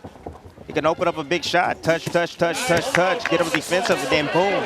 A big shot downstairs. There's a good right hand, and then the left finishing just underneath that right elbow of Paul Butler. He got him right where he want him now. He's softening him up more and more. Hit him with flush shots down to the body. Definitely picking up the pace here in round number 10. Went a few rounds trying to do anything. Wild antics just to try to get Butler to engage. Even went with the Roy Jones chicken pose in round number 8. But here just making his own offense of it.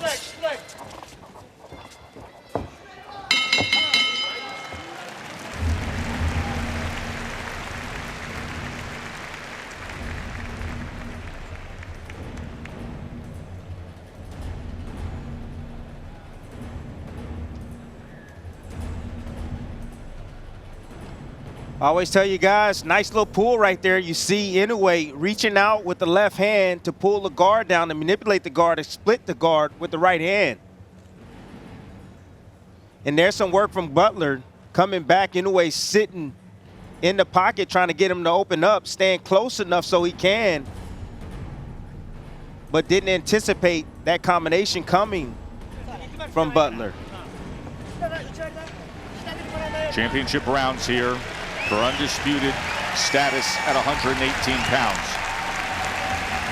Inoue's IBF, WBA, WBC titles on the line. Butler's WBO strap. It has been a clean sweep for Naoya Inoue here in Tokyo.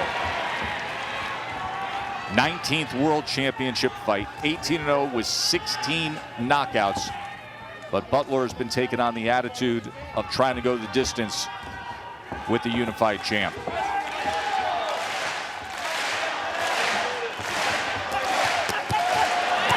Now Inoue with a combination to open up this 11th round. Oh, and I love the speed on those punches. That's what I'm talking about. Changing up the cadence, baby. Speed coming down the middle, but now he needs to bring it downstairs. After he get those hands high and raised on Butler, attack that body.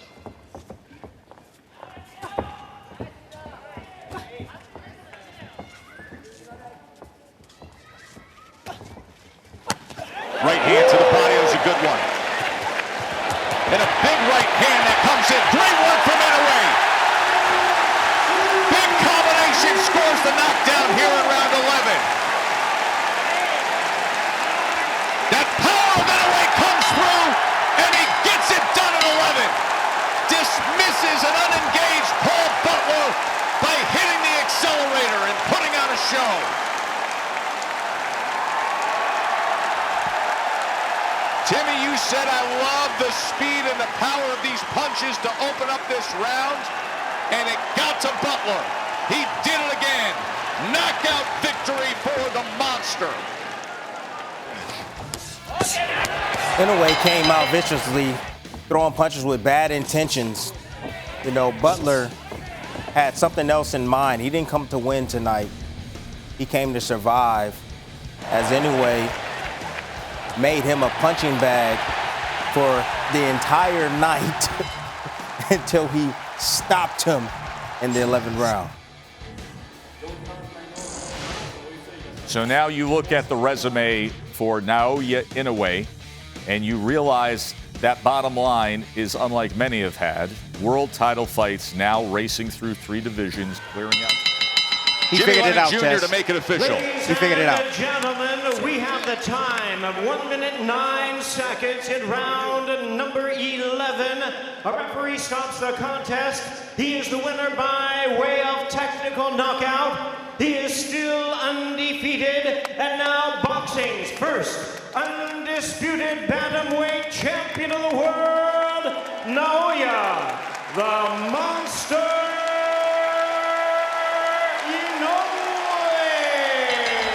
This was very important for Inoue to do this, to grab all 4 belts. He said he was so inspired this week when they had the final press conference and the weigh-in to see that last belt, and now they're all his.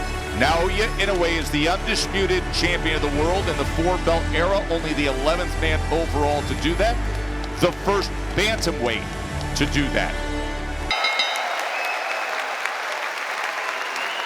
Introducing to you first, the defending champion. On my left, fighting out of the red corner, entering the ring wearing black trunks with pink trim, fighting out of and proudly representing his hometown of Philadelphia, Pennsylvania in the United States.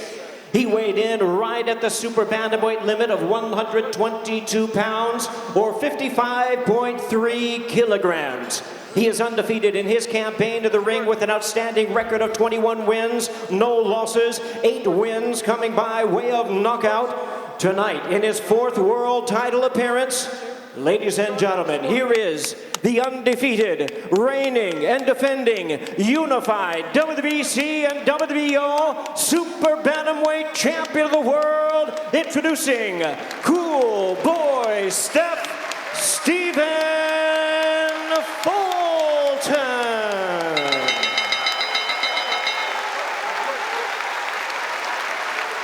And his opponent across the ring, tonight's challenger, the popular 3-division world champion, fighting out of the blue corner, wearing black trunks with blue trim, hailing from Zama, Kanagawa, Japan. He weighed in at 121 3/4 pounds or 55.2 kilograms. With a sensational record of 24 wins, no losses. He has 21 big wins coming by way of knockout. Tonight, making his 20th consecutive world title appearance, here is one of the acclaimed and renowned stars of boxing and pound-for-pound greats. Ladies and gentlemen, please welcome the hard-hitting, undefeated former WBC light flyweight world champion, the former WBO junior bantamweight world champion, and the former undisputed bantamweight champion of the world, introducing Naoya, the Monster Inoue.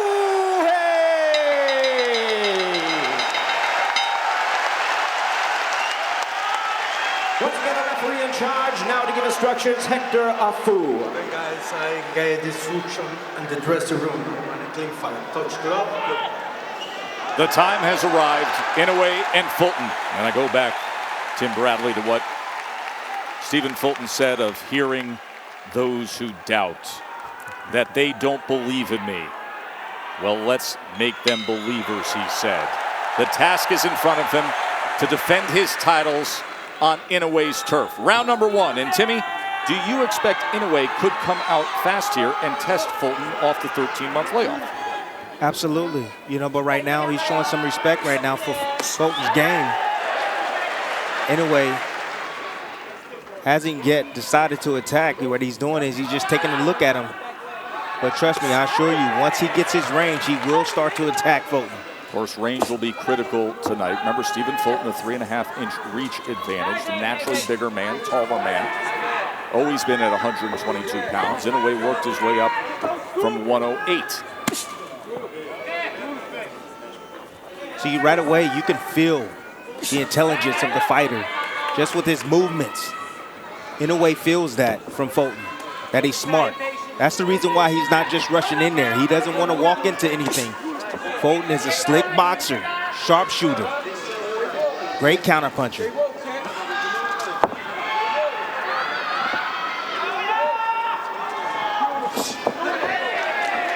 out of the way, that long-range jab to the body from Inoue. Inoue tries to come with the right hand around the guard. And the up jab.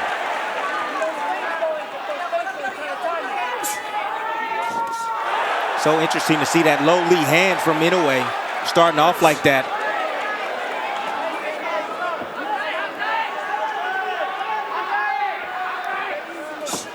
Good jab. Very solid jab from Inoue. You know, we talked all night about Fulton's jab, but what about Inoue's jab?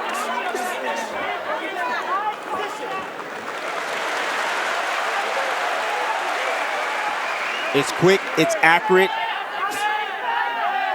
It's on point tonight. Goes with the jab to the body again. Level change. Versatile offensive attack as always from Inoue. Now goes upstairs with it and follows Fulton back to the ropes before the tie-up and the separation from Hector Afu. Taking advantage of that movement. You know, Fulton thought he was clear, thought he was gonna get on his bike, and Inoue chased him down, cut him off.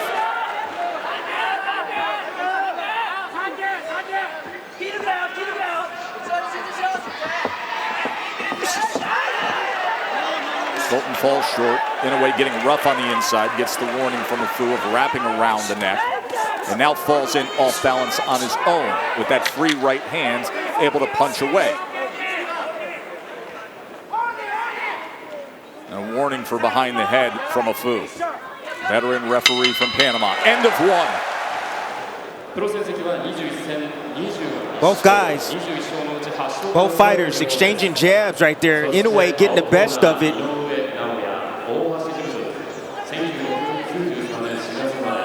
And this is what I was talking about. Fulton was moving, trying to get out of range, out of position, and Inoue recognized that and attacked him.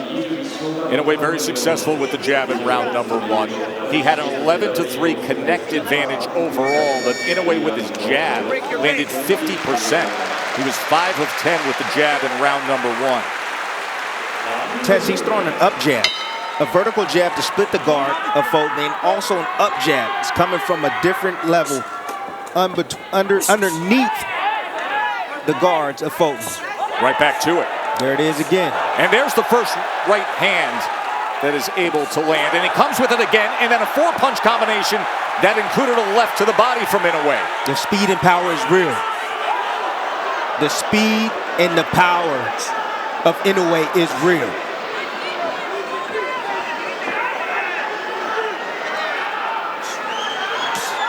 Fulton is doing a good job in being patient, blocking shots, moving when he has to.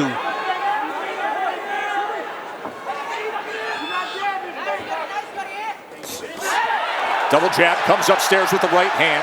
Fulton puts up the guard and backs out. So a lot of those shots are blocked, but you can tell the effect of those punches. You see Fulton, even though he's the bigger guy, when he gets hit, he gets somewhat knocked off balance from the heavy blows coming from Inoue. Fulton steps forward, Inoue backs off. You can see how calm and in control he is early on here. As he comes with another 4-punch combination, tried to go to the body with that right hand in the midst of that. There's that jab, and there are the levels. Went upstairs and then to the body again, Timmy. Inoue is sharp. When he attacks, he doesn't want to miss.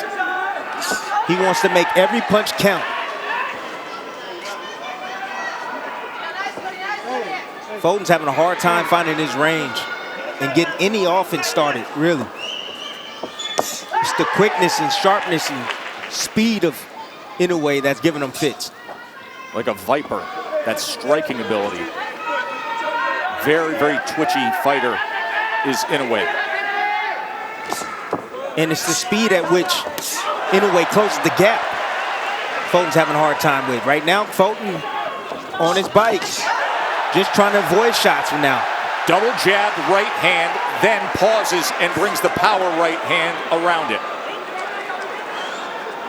You just said it. That speed to close. All of a sudden, he's in that middle range, and you're in the target zone against Inoue. Here comes Fulton now. Able to step forward with the right hand. Fulton yet to find consistent offense against the monster. No, but I like his composure. He's weathering the storm right now. Fulton using defense, movement to get out of range.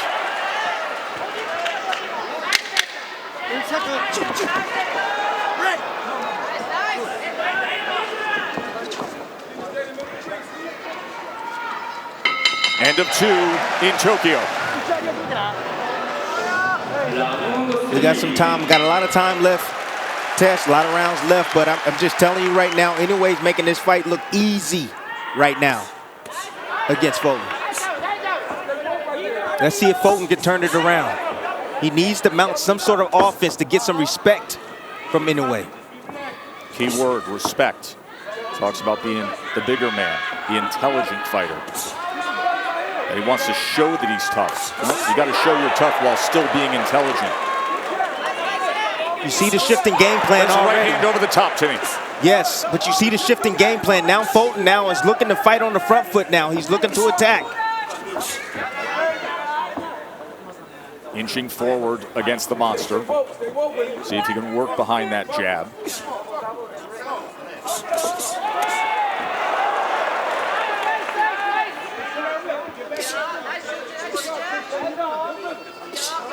Inoue has good countering ability as well.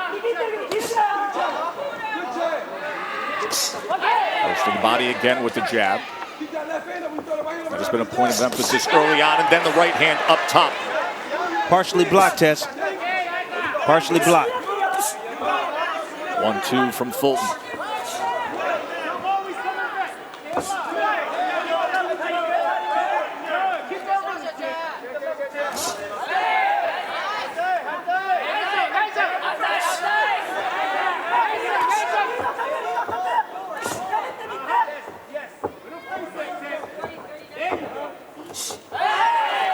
There's that up vertical jab again. Back to the body with it. Fulton is there in range, but he's not pulling the trigger. Well, it's that middle ground that was the concern. And if you're going to stay there, you got to throw. That up jab has had such success for Inoue.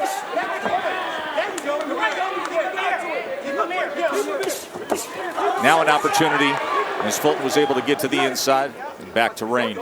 That's some good offense right there from Fulton. Finally letting his hands go, having a little success.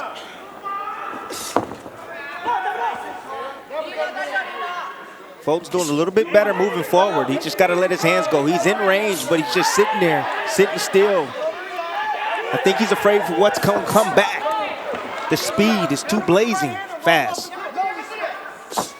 Tough to replicate with a sparring partner what Inoue and his unique physical gifts offer when you're opposite him. Rare combination. Elite speed, technique, and two-handed finishing power. Uppercut, right uppercut to close out round number 3.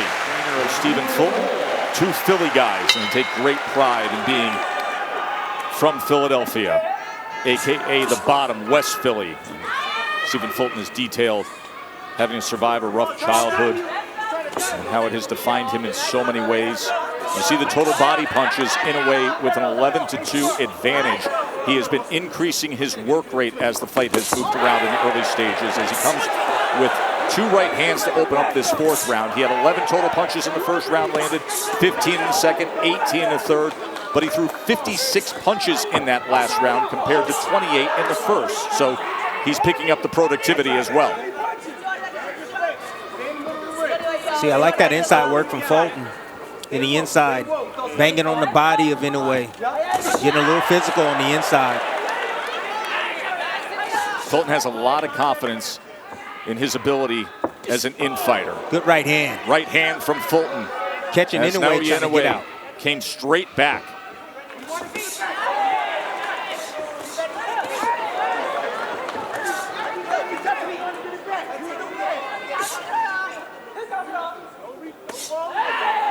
to the body with that jab. That has been available since the opening bell. Double jab by Fulton.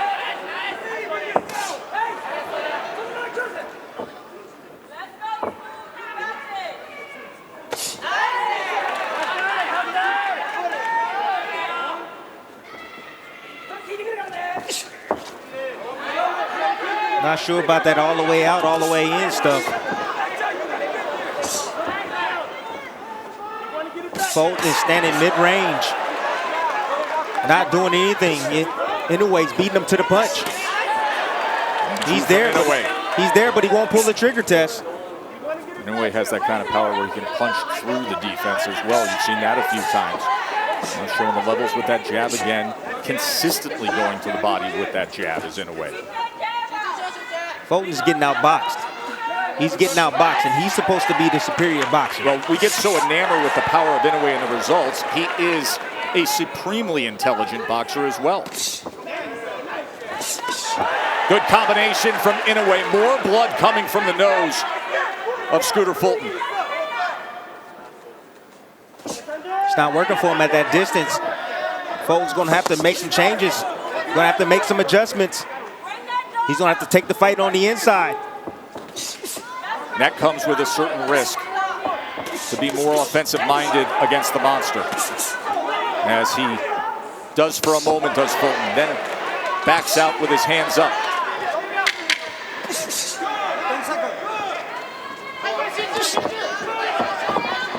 Inoue looking to cut him off as we come to the end of round number 4. Connect advantage through 4. 55-18.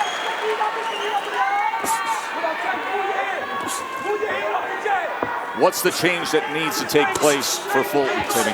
Kind of change his rhythm. He's standing directly in front. Use your legs. He can draw in a way. I mean, he tried to come forward, but he's not letting his hands go. He's afraid for what's going to come back. So now use your legs. Try something different. Get on your bike. Lure in a way, because now you're in range just to get hit with those power shots. Now here comes the combination punching of Inoue behind that jab, as we've seen early on in round 5. And change his rhythm up. I mean, when you have a fighter like Inoue just landing shots like that, you have to change your rhythm up. You have to. Throw feints. Subtle movement left and right. Oh, good combination from Fulton. And that was off the subtle movement to his right. That's what he has to do. And a right hand from Inoue as he returns fire. Another right hand from Inoue backs up Fulton. Heavy. Yes, heavy. He's extremely and good heavy. right hand. Good right hand from Fulton right there, catching Inoue. See, Inoue get a little bit overconfident, Tess, and he'll leave himself available sometimes. He'll leave himself open. Fulton taking advantage of those moments. You can hear the thud in Inoue's punches. Even the right hands that could be glancing or catch a bit of the glove of Fulton, they still will back him up.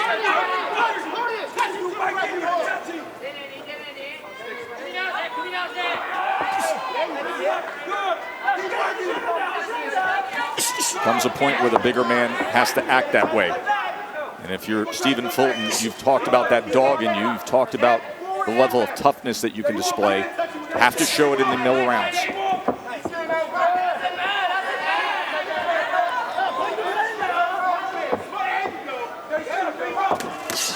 Right hand from Inoue. A lot of those shots are being deflected by the guards of Fulton.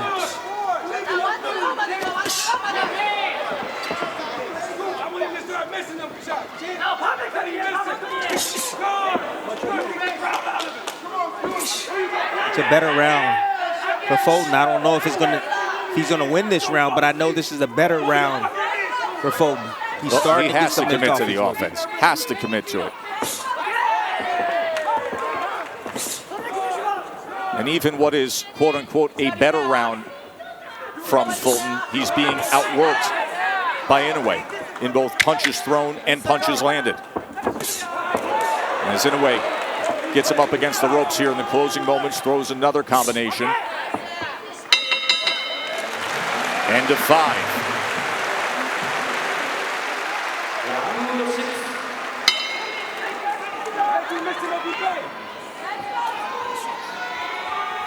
Round 6, unified champion Stephen Fulton in an early hold against the monster. Naoya Inoue, who vacated his 4 belts, his undisputed status at bantamweight, to come up to 122 pounds and say, I want the best guy in the division right away. And early on, being so relaxed, but so fast and striking and consistent and productive with the jab and his offensive arsenal to bank an early lead. Don't let him touch you, make him miss.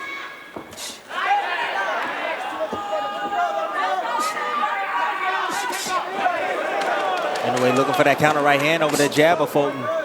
Just pulled the trigger on it moments ago. See if it's available again. Test the most interesting thing to me is that Fulton is not using any of his footwork. He's not using any of his lateral movement at all. And you want to know why? Because Inoue has stopped that. He's punching where he's going. So anytime you see Fulton get on his bike and try to move left or right, Inoue is quick to cut him off and says, I want you directly in front of me. I don't want you moving anywhere. That time he comes in with the left hook. That speed to close, whether it's straight ahead or lateral, just another part of what makes him so dangerous. As Fulton comes forward that time, falls short of landing, and then wraps up. Halfway through round number 6. When you miss it right here, come back with the jab. When you miss it right here, come back with the jab. When you miss it right here, come back with the jab. You will land it all day. You've been landing it. Make that your bag. Don't set too much. When I tell you, good. Amazing, in a sold-out arena in Tokyo. The crowd so respectful, polite, restrained, subdued that you can actually hear in the midst of the fight the instructions coming from the corner of Fulton. So unbelievable how Inoue, no matter what position he's in, he's able to generate the punching power and torque on his shots. Torque. That's a perfect description of what makes his punching power special. He just ran with a combination. He did. My goodness. 4-punch combination as he's taking steps forward.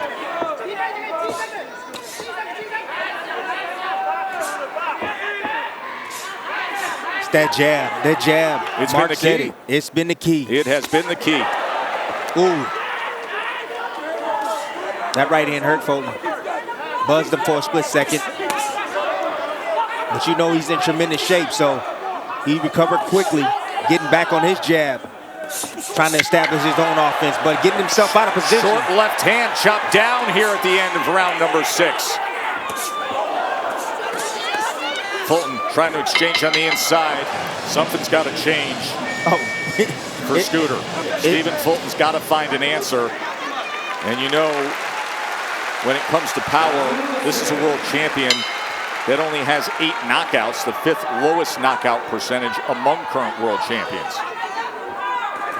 Tess, this is the baddest man at 122 pounds. And Inoue is making this look easy. He is. The great ones, that's what they do. They make it look easy. Good right hand. Has to have more of it. But that's the start. Working behind that jab and the willingness to throw the right hand. Interesting enough, you have Inoue, he keeps his head on that side. I'm seeing him keep his head on that right side, right in the line of fire for that right hand of Fulton. Listen, we've seen Inoue get hit in his career. We've also seen him at his best when he does. Yes.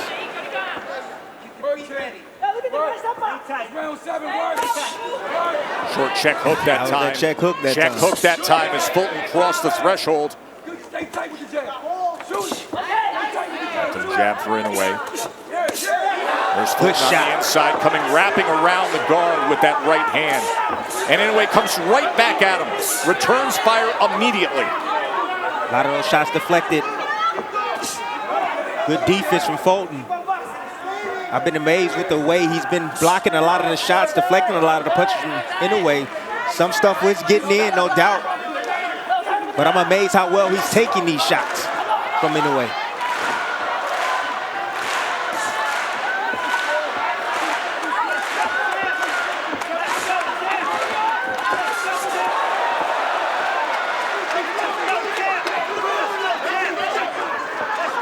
That speed and power is unreal.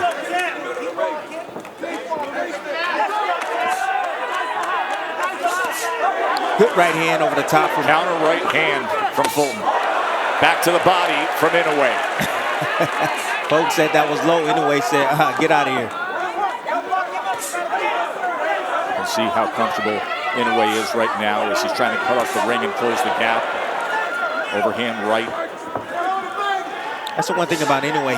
He never stops hunting for that knockout. Never. He's always looking for it. 4-punch combination. Back to the jab up top. Gee, these are great moments right here that Fulton is allowing Inoue to recharge. See, he just threw an onslaught of punches, and he's allowing Inoue to recharge. He needs to work his offense immediately after Inoue gets done. Right hand, the left hook.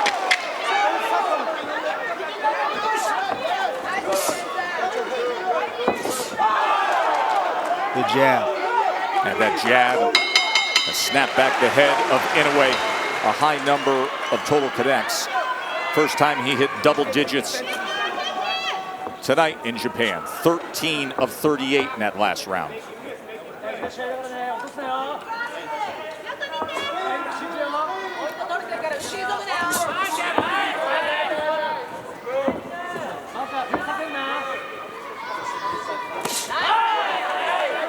A stab jab down to the body. Fulton has no answer for it. And the reason why Inoue can get there quick with that jab is Fulton has a wide stance. His base is so wide, it's really hard to get in and out. Oh! Right hand hurts him! Oh, a huge right hand from the monster! And then he chases him down! Fulton is laid out, struggling to get to his feet. Lot of time to work here in round number 8. Fulton hurt badly. The monster on the attack, trying to claim 2 more belts as Fulton tried to grab the ropes, backed up into the corner. Here comes Inoue. That destructive, decisive power does it again. The monster, a 4-division world champion, stamp it in Tokyo.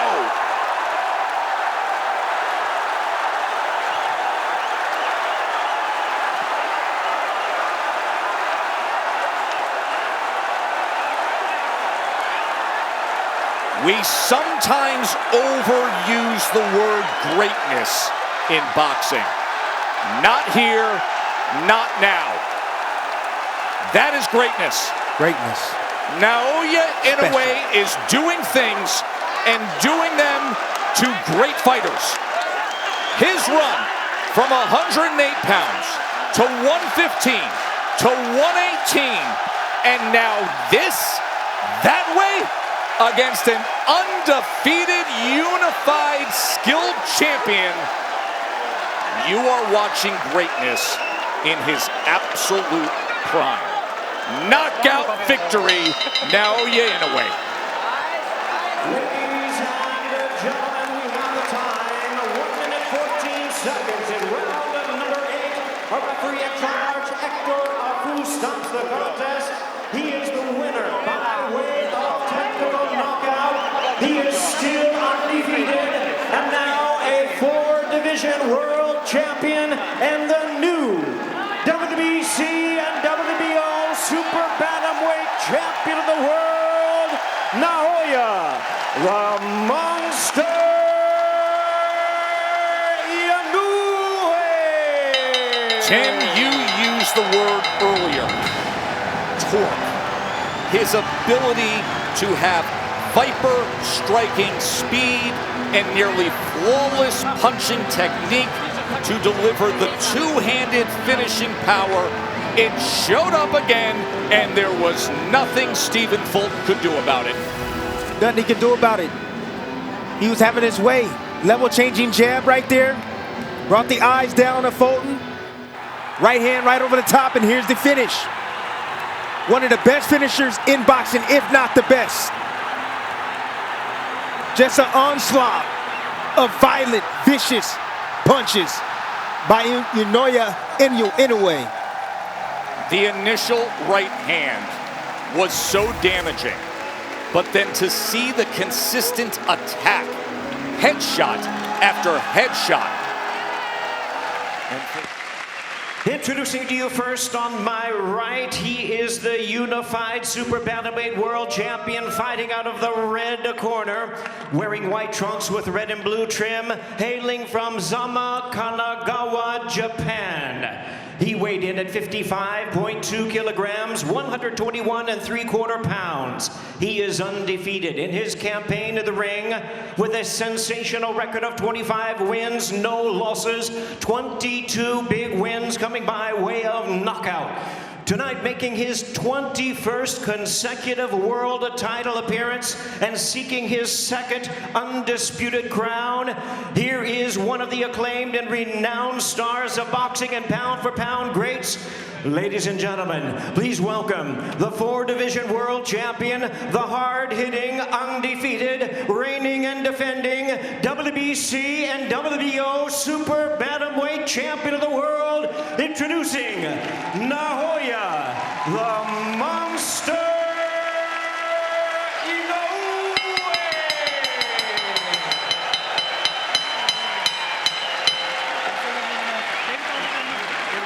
And his opponent across the ring, the unified super bantamweight world champion, fighting out of the blue corner, wearing black trunks with white trim, hailing from Kapatagan, Lanao del Norte in the Philippines. He weighed in at an even 55 kilograms, 121 1/4 pounds. With a record of 37 wins and 3 losses, he has 19 wins coming by way of knockout, and tonight he is making his 3rd world title appearance.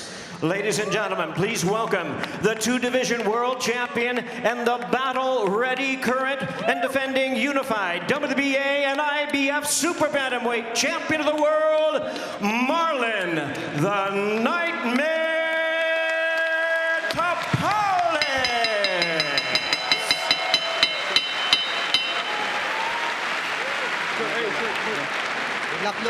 Once again, a referee in charge, now to give instructions, Celestino Ruiz. Hey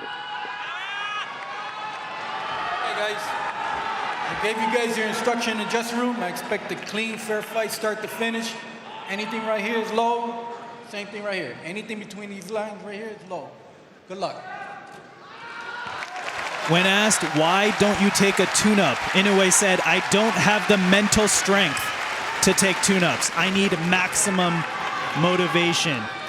And standing across the ring, he has that tonight in the hungry underdog of Marlon Tapales, who's also a 2-belt champion at Super Bantamweight. We're underway in our main event from the Ariake Arena in Tokyo, Japan. Karan Bhatia on the call, joined by Jamel Herring. This is the undisputed Super Bantamweight Championship. Naoya Inoue in the white, red, and blue trunks. Marlon Tapales in the black and white trunks. Already you see that hand speed on display from Inoue.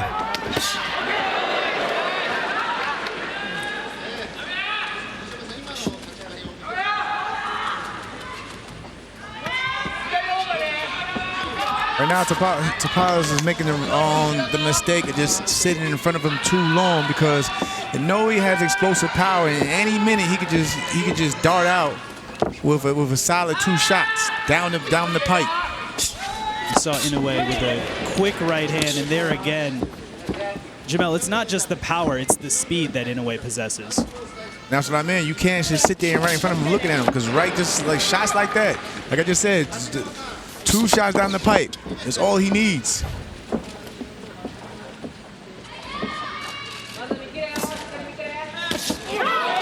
There's a left hand for Tapales that gets in. Again, I would like to see Tapales, especially as a southpaw, move to his right. And don't do that, because like I said, he would have fell into a mean uppercut by lunging in like that. Just move to your right and stay off the line from Inoue's right hand, because that's the southpaw killer. sharp right hand to the body, followed up by a left hand by Inoue. 1 minute to go in round 1 of our main event.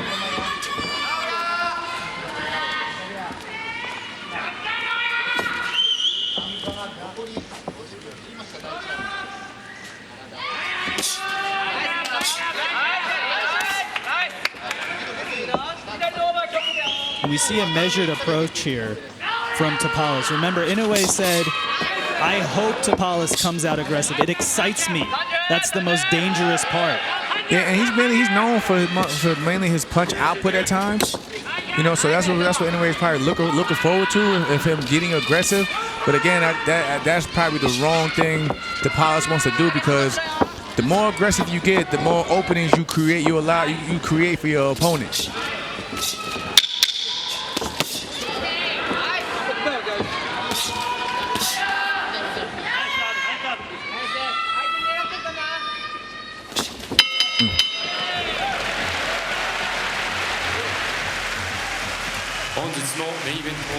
So Jamel, we could call that a surprising round 1, as we see Shingo Inoue's father, Naoya's father and trainer.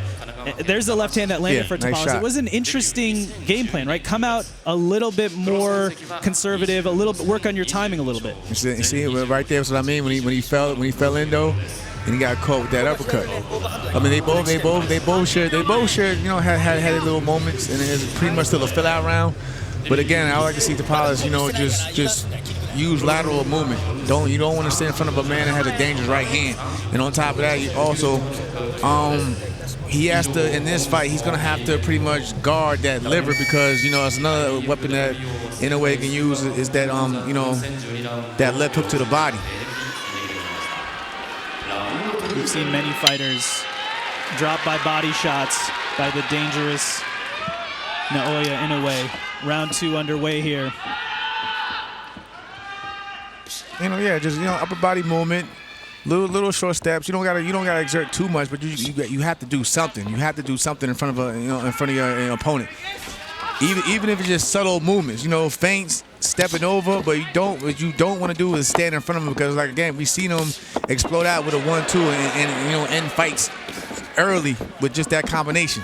And just like that, Inoue landed the 1-2 there. Now, it was partially blocked by Tapales, but that's what Tapales doesn't want to have happen. There's a left hand. That's going to be called a slip. Be interesting to see the replay on that one. It did look like a quick left hand, as Inoue follows it up with a right to the body. And again, you can see Inoue using that reach advantage, you know, just boxing and keeping everything on the outside.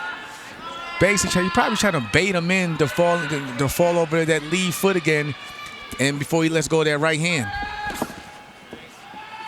You see Tapales reaching at times with his jab. And you see Inoue with that back foot taking a step back, almost trying to get that looping right hand, almost that uppercut to Tapales' head when he leans in.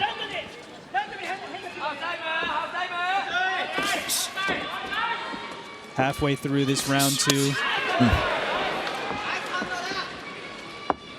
And look at the feet. Look where Tapales' feet are at. They're on the inside, and he's walking straight into that right hand. He needs to get his foot on the outside of Inoue's and keeps turning him. And that way he lines his left hand up to get a chance to shoot it down the pipe on Inoue. But when he's falling in like that, he's falling into that right hand.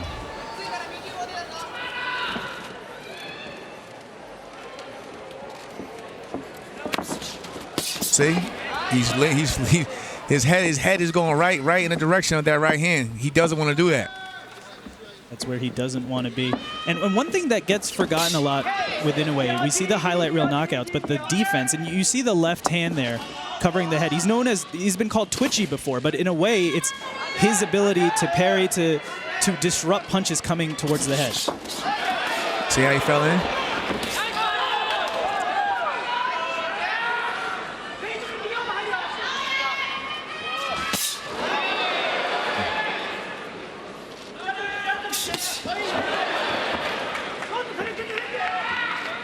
A round 2 similar to round 1 here.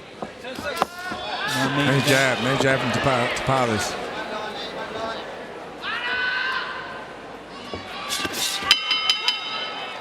Line his left hand to get a shot down the middle and connect on Inoue. It's all about the foot battle.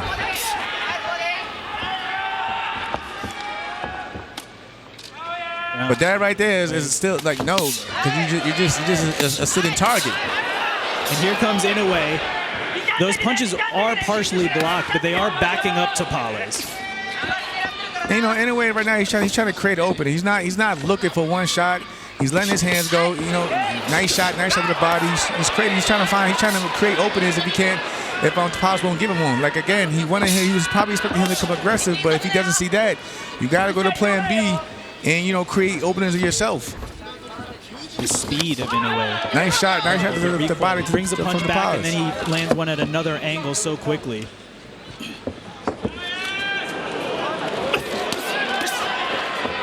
And Jamel, to your point, it looks like Inoue is baiting at Tapales a little bit here. Ooh.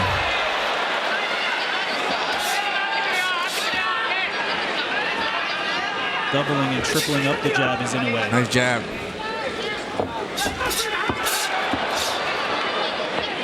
Inoue displaying the right hand before throwing it. Speed, foot movement. All right, you know, he's not getting a little bit more looser.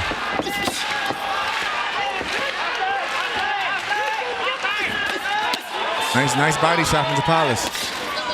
Tapales got on the inside there and was able to land to the body. Jamel, is that what you'd like to see from Tapales? Get more on the inside? Yeah, I mean, again, he can get there, but him having just a slightly shorter reach, he's gonna have to box his way in. A nice combination from him. And again, you wanna keep Inoue offset. You don't want him to get comfortable and get set, because the minute you do, he's gonna sit on those punches, and that's when the power really starts. That's when he really starts to generate power, because it all comes from the legs. But if you keep backing him up and offsetting him, you can prevent him from shooting back at you so quickly. And some good body work in return there from Inoue. And you see him having the battle of the foot position now.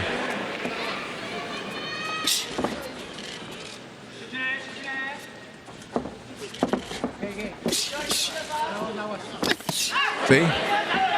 Look where Inoue is on foot. As long as he keeps his lead foot on the outside of Tapales' foot, he's always going to be in range to load up on that right hand, just like that again.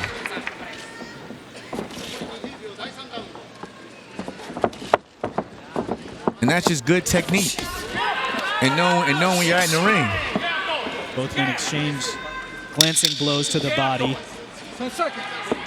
It's been a more measured approach from Marlon Tapales here.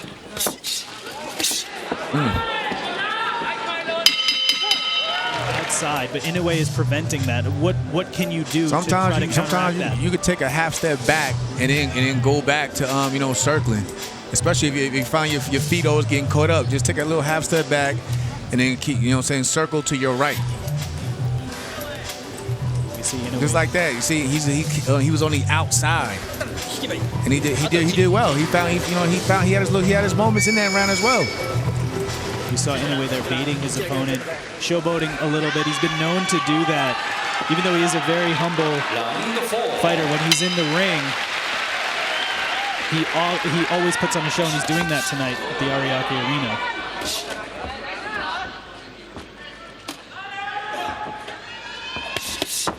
And again, Tapales has to watch out, keeping that high guard, because he did. Ooh, nice uppercut.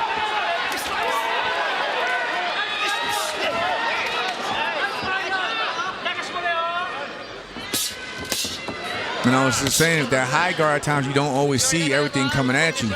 You sometimes, like we've seen in the fights earlier, going around the guard, and plus you got to watch where his elbows at.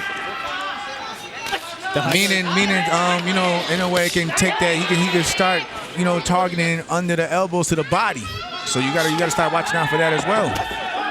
Nice body shot from Tapales. But in a way, that high guard is like blinders. In a way, you don't see what's coming around it. And even Inoue, he put his hands up, and what happened? He didn't see that shot that just broke through the guard. And that's what I mean, that body shot. You can hear that devastating body work by Inoue. Ooh. Now I feel like Tapales is, he's warming up himself. He's starting to let his hands go. Now this is when the activity and the output, begins for Tapales.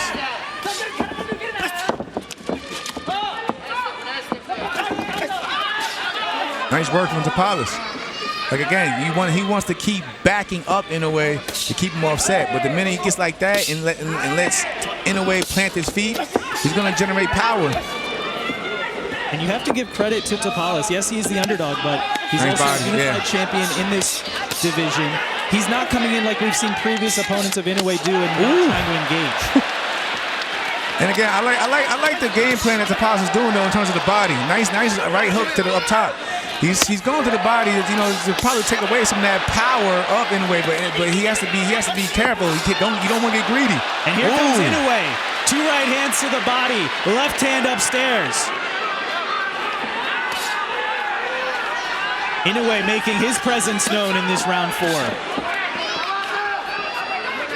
Now you see Tapales is marching forward. Nice body shot right in between the punches from Inoue.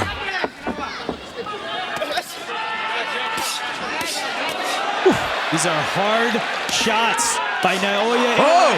Big left hand to the head. Here comes Inoue, the monster. Left hand, right hand, Tapales is down.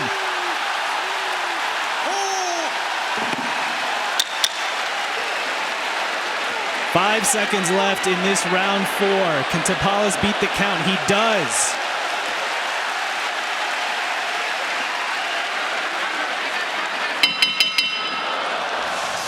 He was trying to fight fire with fire. Got aggressive, opened up.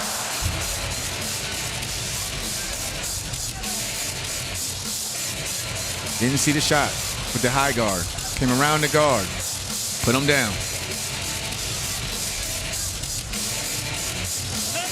So that's a very tough task, though, for Tapales, because if he's more aggressive, he's opening himself up to Inoue's attack. But you don't want to end up, for example, in the same fight that Paul Butler fought, where you're tentative and then you end up getting dropped. The thing is, he can box with them. He can box with them. He just got to, he's got to watch it. He got to just watch where he places his shots. And being that high guard hasn't helped him because, again, Inoue is going to come around the guard and hit you under the elbows and everything. And Inoue started just like that. 5, the way he ended round 4. Devastating shots downstairs, then upstairs. And standing in front of him is not going to help. Standing in front of him is not going to help him. All you're doing is becoming a punching bag and a sitting target. That's a scary now he's getting pieced up. Against Naoya Inoue. Right hand gets through the guard. Another right hand. Nice Big uppercut for Inoue. Woo! Nice counter from Tapales, though. Another huge body shot. Tell you, he has to protect that body. Because pretty soon the hands are going to drop and he's going to come right back up top. And Tapales is a warrior, all-out warrior. He's taking this punishment and he's coming right back, landing body shots, going to the head. Oh, it's cool. Backing up It's cool to be a warrior, but you got to be smart in there too.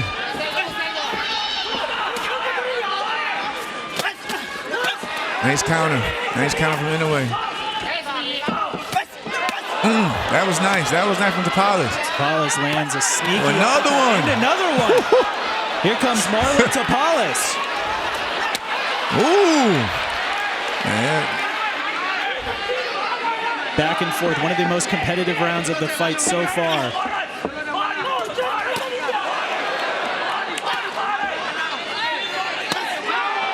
Nice. Both men exchanging right hands to the head. Oh. Big uppercut by Inoue.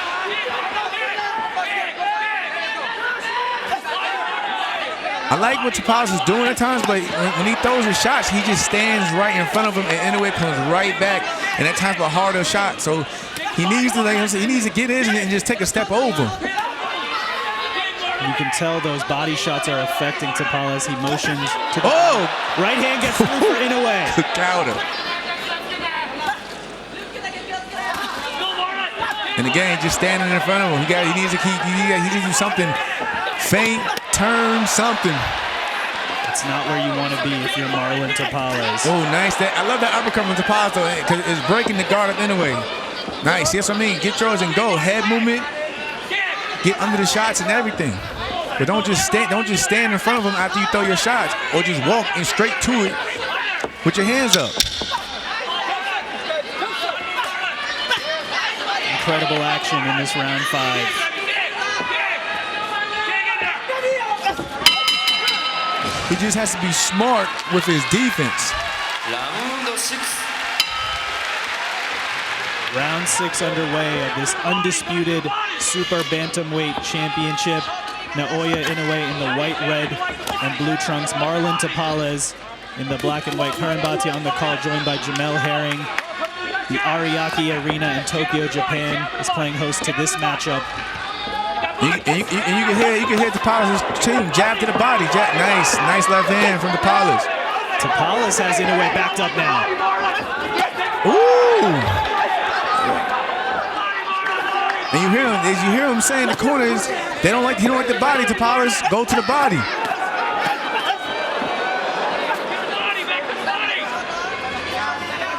So again, like I said, he's doing a lot of good things. I just like to see him tighten his defense. Good jab from Tapales. You'd like to see Tapales tighten the defense and step out of the way. Yeah, get out the way.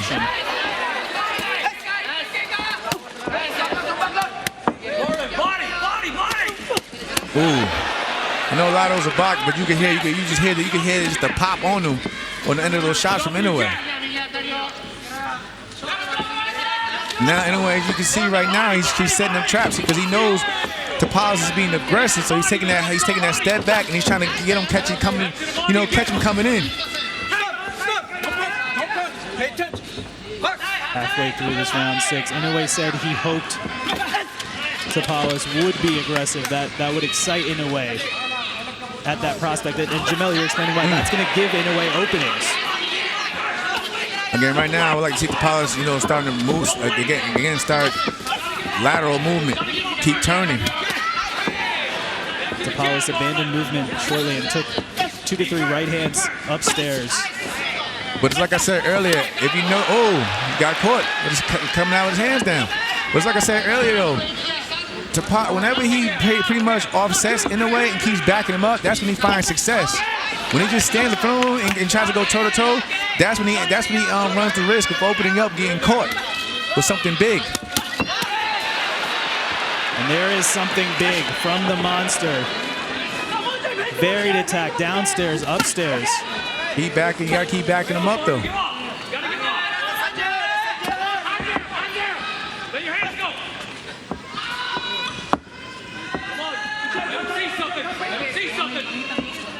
You hear Tapales' corner there say, "Let your hands go."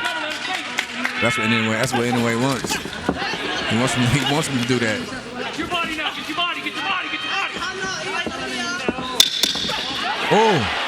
Huge right hand for Inoue to close out round 6.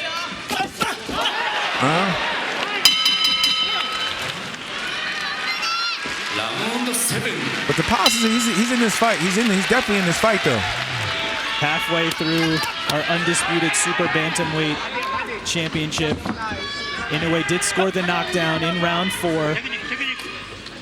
But Jamel, as we've been saying, Marlon Tapales is having his moments, but you're looking for some in-fight adjustments here. A nice jab. It's nice, good jab. But again, I like what he's doing now. You gotta keep backing the monster up. Caught that in the glove. Ooh. Huge left and right hand get through for Inoue.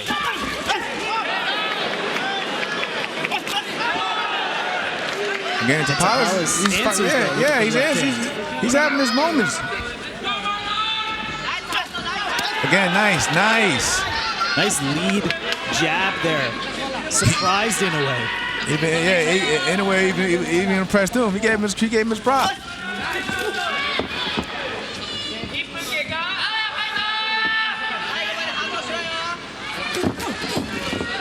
Nice defense, nice. And ready to shoot back from Tapales. And that time you saw Tapales use the lead shoulder to roll it. past Yeah, he rolled his it. punches.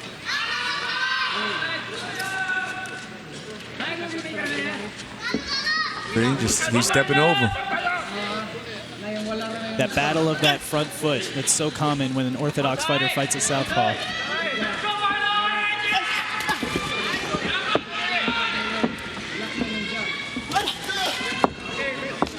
Inoue, he's found himself reaching. Good jab again from Tapales. And one of those adjustments you asked for, Jamel, is being done there. Marlon Tapales, he doesn't have the high guard with both hands. That right hand is a little bit lower. And I believe you were calling for that because you don't want him to block his own view from punches coming at you. And and from that he probably can see the punches coming at him a lot better than when he had the high guard in his face blinding him. Even now he's getting in and out.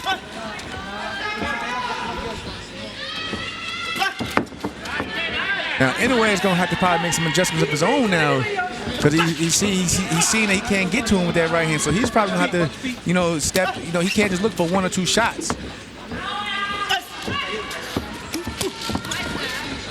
And you see, Tapales is catching the shots with his left hand now, and he's turning, and he's having moments. He's probably even winning the round.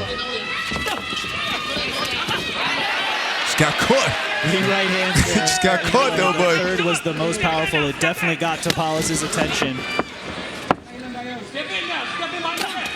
Nice shot for Tapales. Tapales with a nice left hand to close out round 7.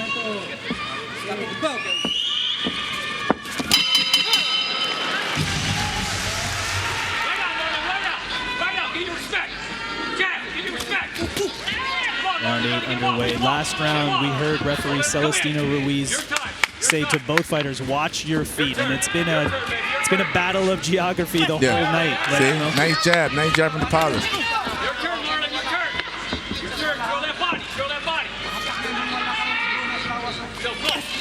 And you see now with Tapales, he's changing levels with his body, meaning that he's bending his knees, he's got the body movement, he's turning. The jab is finding more success. Now, he's catching Inoue falling at times. And when he does, he has that free hand, let it go. See, you hear Sean Gibbs saying, that hand's free, let it go.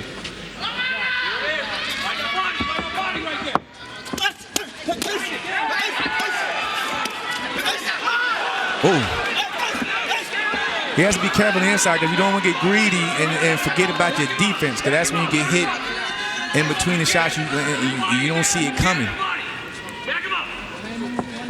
But he even has Inoue, he's thinking more. It's more of a chess match now. It's not. It was early in the fight. It was becoming a slugfest.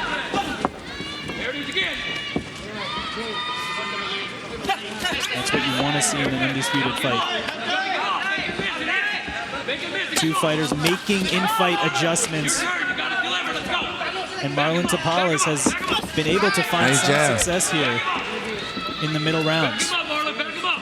And he's found a lot of success when he catches Inoue, backing out, because that's what I mentioned earlier. I feel like you have to keep the monster on the back foot. But when he's coming forward, that's when he's really dangerous. And if you sit in front of him, he's gonna let his hands go. Nice from Tapales again. That left hand got in there from Tapales. And again.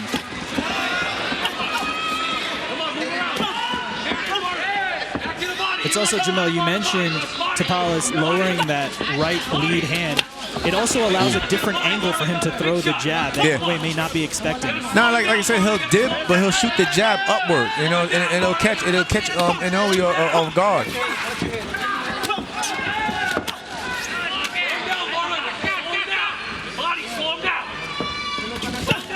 Nice. Big right hand there for Inoue. He threw the shot where he felt that where Tapales was going to be at. He knows that though he's going to dip, so he threw it right down there and caught him on the mark.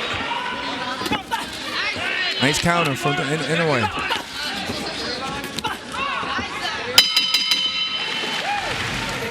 Credit to Tapales though, he's definitely doing a lot more than what most probably expected him to do, even this late into the fight. But he's a champion, so you got to give him that respect. He's a champion. Round 9 underway, and that's exactly what we hoped for and expected from Tapales, even though he has 2 bouts, came in as an underdog, has shocked the world before. And you see the small adjustment from Inoue, like he's doubling up that right hand. See, again, he's doubling up that right hand. Because Tapales, he probably thinks he's going to stop at one right hand and he'll double up. Nice 1-2 shot from Tapales. The left hand got through for Tapales.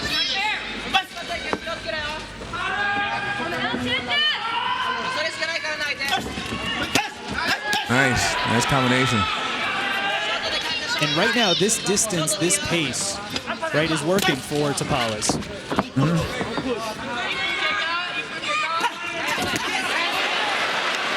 That's where the monster's dangerous at when he starts moving forward.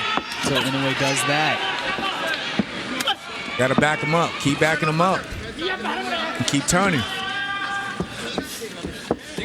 Right now he's lined up to Inoue's right hand. See, he just got caught. He got lined up. Gotta keep turning him.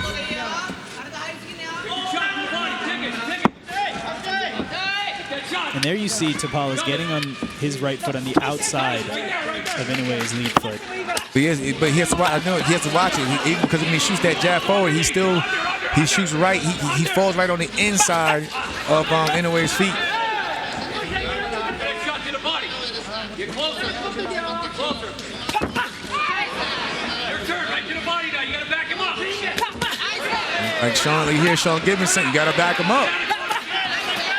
But when you sit there like that, you always get pieced up all night. Especially when you have the monster landing 1-2. Some of these are getting through the guard. And there's some good body work. We have to give Marlon Tapales credit. Not only heart of a warrior, heart of a champion, but also investing to that body. And he's been going to that all night.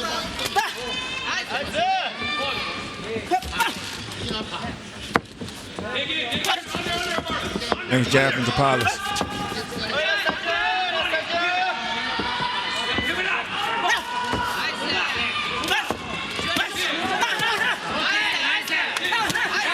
Tapales goes back to that high guard.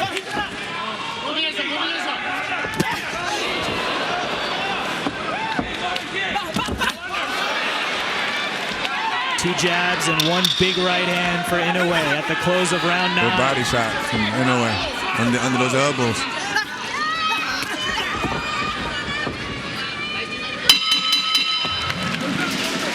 With the right hand, so he probably felt that he needed to put both his hands up, but again, he can't see anything, and every time he does that, Inoue starts to let his hands go. Good lead left hand. Round 10 from the Ariake Arena in Tokyo, Japan. Undisputed super bantamweight crown on the line.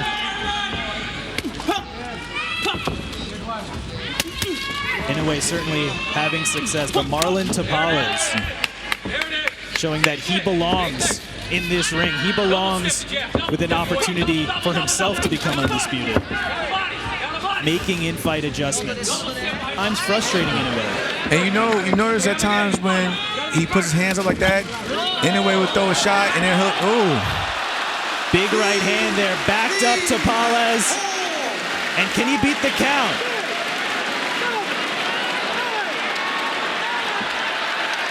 He's not gonna make it up.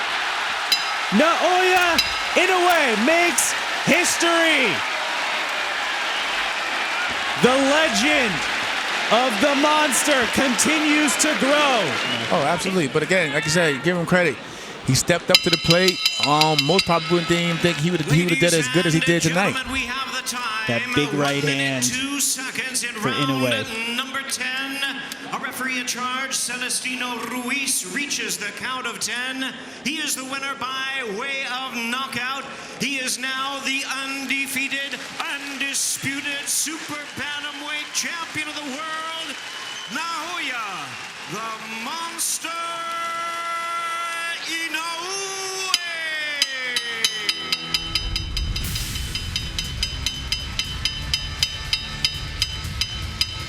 The monster etches his name in boxing legend. Introducing to you first, the defending world champion On my left, fighting out of the red corner, entering the ring wearing black trunks with white trim, hailing from Zama, Kanagawa, Japan. He weighed in at 55.2 kilograms or 121 3/4 pounds. With a sensational record, he is undefeated with 26 wins, no losses, 23 big wins coming by way of knockout. Tonight, he is making his 22nd world title appearance. Here is the renowned superstar of the sport, boxing sensation and pound-for-pound great. Ladies and gentlemen, please welcome the 4-division world champion, boxing's pride of Japan, the current, hard-hitting, undefeated, reigning and defending, undisputed, super bantamweight champion of the world, introducing Naoya Monster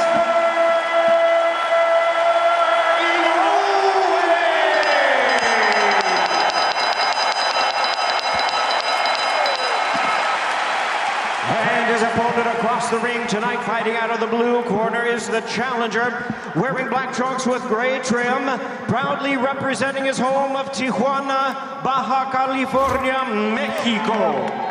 He weighed in at a trim and ready 54.8 kilograms or 120 3/4 pounds. With a record of 35 wins, only 1 defeat, he has 27 big wins coming by way of knockout. Tonight, making his 3rd world title appearance, he is ranked in the top 5 by all boxing organizations. Ladies and gentlemen, please welcome tonight's battle-ready challenger, the hard-hitting and dangerous former WBC Bantamweight and WBC Super Bantamweight champion of the world, introducing Luis Pantera Nery.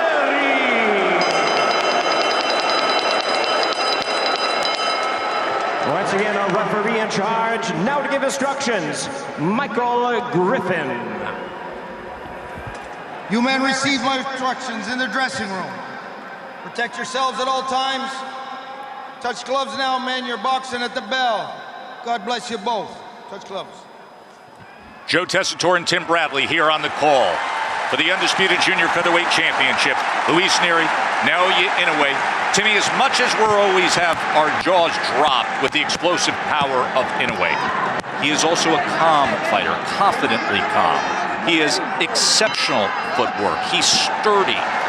But this is a fight where Nery has said, I want it to end early. What could reveal itself early on? That the fight could be ending on the other way. He can get knocked out. Nery has a tendency of getting caught early in fights and goes down. And I can tell you, if Inoue lands on Nery and he goes down, he's one of the best finishers in the game. He's going to finish the fight test. Right hand coming through from Inoue early on, willing to fire it. 2023 Fighter of the Year. First Japanese fighter to win that Boxing Writers Award in 85 years. So he'll be in New York City June 6th to accept that. As Nery comes forward against the monster. I like that from Nery. It's dangerous. However, when he got to be careful reaching right there. You're in there with a vicious counterpuncher in Inoue. But that sequence before this test, coming behind his double jab, just taking advantage of that low lead of Inoue. Inoue tends to bag out in straight lines. He drops that left hand, and when he throws the left hook, he has a tail. He drops that left hand first before he leads with that left hook. So that'll be a telltale sign. If Nery and his team has studied film, they'll know that.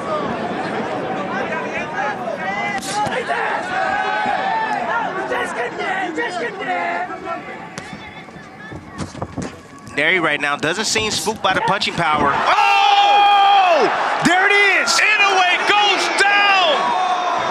Luis Nery with a first-round knockdown of the monster! He said, I want it to end early, that I see openings. He was extraordinarily confident and calm and resolute in saying that he sees flaws and he will knock out the monster. And now he's going after him. Luis Nery determined to deliver on it. Goes to the body with a left hand.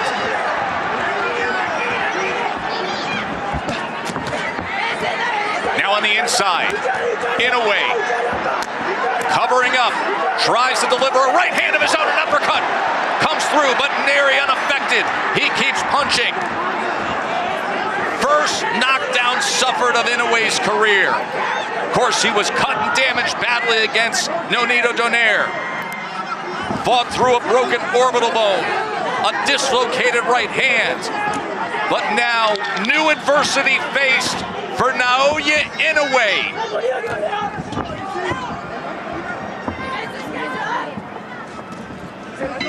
What a huge round for the upset-seeking Luis Nery.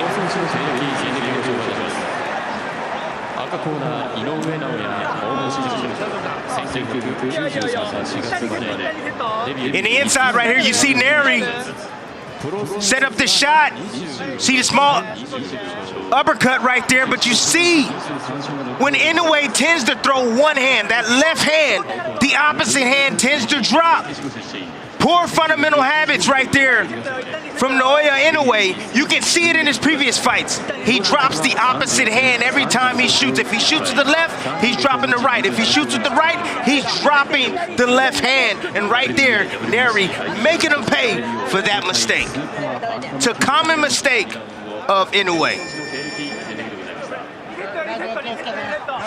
What a shocking start to this undisputed championship fight.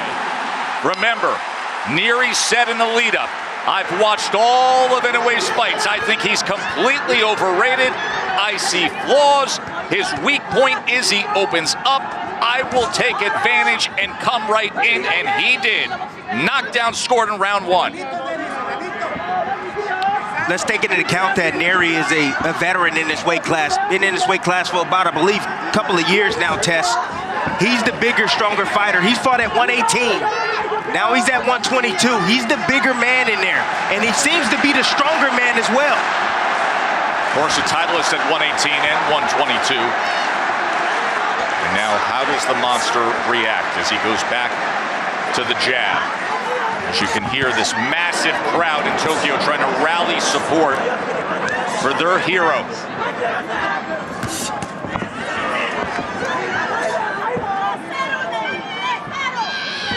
Said that left hand comes out of nowhere from Nery. That's the danger shot. That's his kill shot. Anytime that Inoue feels that he's safe, he's not safe. You're not safe until you're back in your corner sitting on your stool. Nery is explosive, and that shot comes out of nowhere. Isn't it funny how boxing history writes itself and makes you think? This Tokyo Dome, this grand palace of sports and entertainment in Japan. You have to go all the way back. The last major fight card was Buster Douglas knocking out Mike Tyson in February of 1990. And then the first round of the showcase event in all that time, and the great Inoue hits the canvas.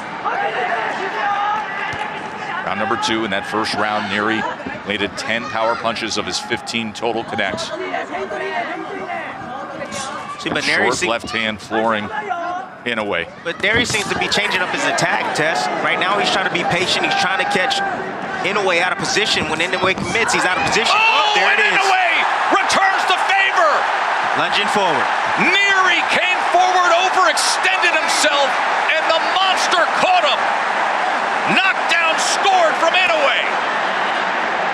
That's a bad habit from Nery. Lunging forward. He has a really solid 1-2. But when he throws combinations, he tends to open up, Tess, and he reaches, overcommits, and right there, Inoue making him pay for that with a sharp left hook on the inside. You saw that back foot of Nery follow forward. His whole body went that path, and the monster, with that viper-like offensive reaction, floored him. I don't know if he was extremely hurt from that shot, Tess. He was out of position. Didn't have his feet underneath it, I'm sure. He seems composed right now, Nery. Nery again on the attack, coming forward, reaching with that left hand. You see him forward shift, And Inoue right there just filling that gap or that space with that left hook. Here he is reaching with the backhand. Inoue stepping back, has a single high shield. Oh, why don't you eat that, young man? Go ahead and sit down. And Tim, that is a prime example of what you described in terms of elite technique and athleticism. Yes. You just saw it from Inoue. That was from about 4 to 6 inches away. And watch that back foot. Feet and hand working together. Nery was off balance there. His momentum carried him forward. That shot wasn't a lethal punch. It landed on the chin. It dropped him, but he wasn't hurt badly during that sequence test. Nope, that southpaw back foot came all the way forward. Inoue caught a glimpse of the lunge and fired off that left hook and scored the knockdown. So, a great bounce back round for Inoue after he suffered the first knockdown of his career in round 1. In that second round, he had a 21-4 connect advantage and scored the knockdown. So swapping 10-8 rounds to open up this championship event. Inoue is starting to anticipate the offense of Nery. And he understands that Nery overcommits at times. He's just taking that half a step, sometimes a full step back to counter. When a fighter starts to anticipate tests, actions and reactions, that's when things start to slow down for him. Understand that. Things start to slow down. You hear that saying all the time. Does it slow down for you in the ring? Right. Yeah, it does. You know, the mind is faster than the actual reaction, which slows things down. So Inoue knows what he must do. He's starting to anticipate these shots coming from Nery.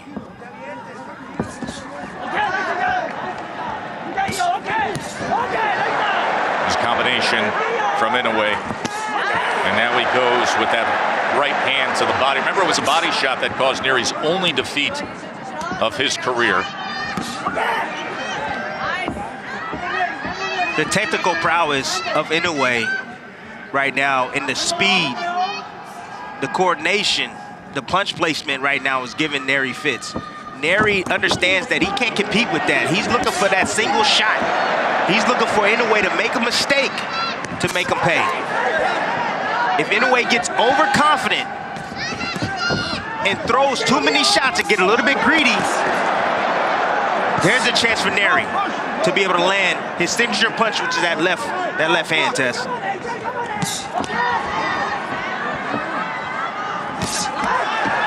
Good right hand. Inoue now is getting comfortable, getting in the groove. Oh, there's another one, Timmy. Yeah, he's getting in the groove now. Anticipation is on. Nery better change things up. He better start feinting, start using his jab. Oh, there's another one that splits the guard. That right hand is being placed well by the monster. Nery needs to come behind his jab test, start applying feints. When you start getting timed like that, you got to change your rhythm up. Feints doesn't allow him to know when you're going to attack. You throw him off. The jab occupies him. He needs to start doing something. Or Inoue's going to have his way like this. Action here between Inoue and Nery, and that right hand in the third round was effective, Tim. You see the low guards right there of Nery. Poor defensive habits, keeping his guard low. You see the jab come right. The jab come first, and then the right hand just follow. Just great execution right there from the champion, the monster. He had a 19-7 connect advantage according to CompuBox in that third round. 11 power punches. In the first round, Luis Nery scored the knockdown. He had a 15-8 connect advantage, and that was the first time an opponent of Inoue outlanded the monster in the last 46 rounds. 45 previous rounds, Inoue had more total connects until the first round tonight against Nery.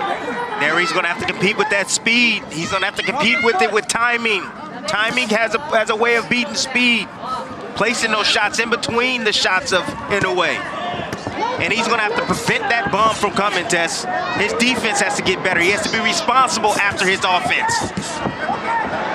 Four-punch combination from Inoue. There's that pop right hand. Again, it's finding the target. The undisputed champion finding more of his rhythm offensively after being floored in the first round.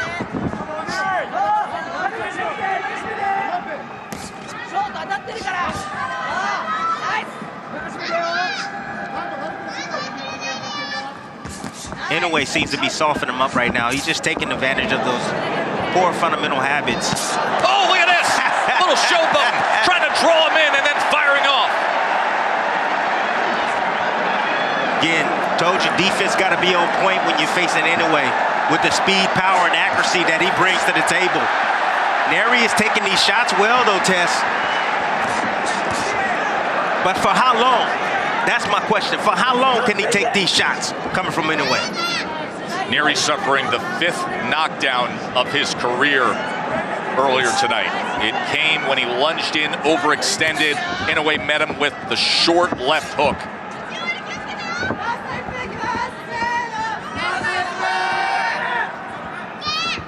See, but the toughness of Nery, that's why Nery's here. You know, that's why he's a 2-division world champion. Yes, he has the skills, he has punching power. However, that toughness, that grittiness, he's going to have to bring that out tonight. He's going to have to take maybe 1 or 2 tests to get one. To get one.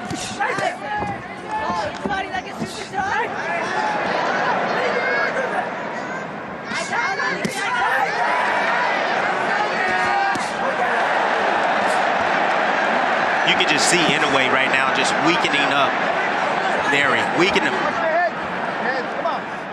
And I think he's looking for that left hook to deliver. That's what he's trying to set up. He's trying to get him used to the shots up top, upstairs, and he wants to sneak one past the guard to the liver of Nery. You can see him testing that a few times moments ago.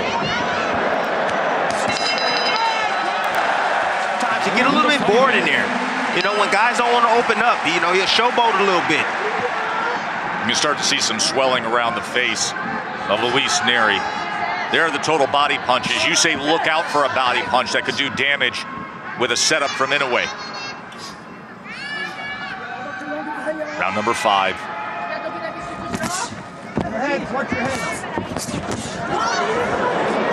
Nearly connected with that left hook that scored the knockdown.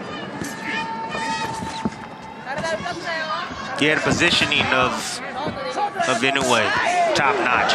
Oh, there's 2 right hands. Backs up Nery for a moment. Now he inches ahead.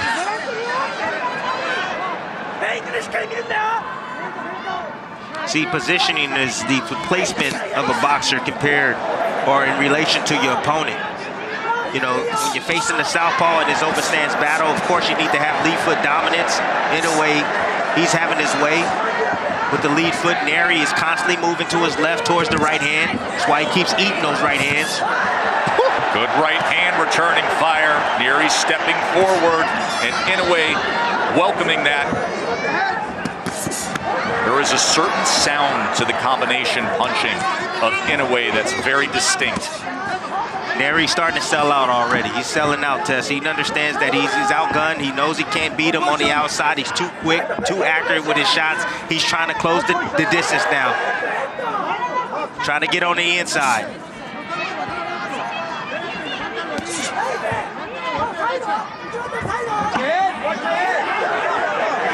And you can see the complaints from Inoue and a warning from Mike Griffin and using that head on the inside. You can hear the reaction from the crowd. Remember, he plays the role of villain, does Nery, not just because of the opposition, the role, but the previous controversies in fighting in Japan. Was handed a lifetime ban by the local commission that was lifted so that they could have this mega event. And now trading on the inside. Perhaps an opportunity for Nery, but with them comes great risk. Like that! There it is. There's the risk with no reward! Left hook scores the knockdown again! Under 30 seconds to go, facing one of the great closers in recent boxing history. Here comes the monster.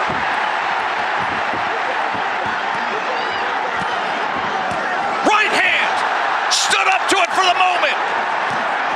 Inoue on the attack. Final seconds. Nery survives, but he went down for a second time there in round 5. Another left hook from Inoue.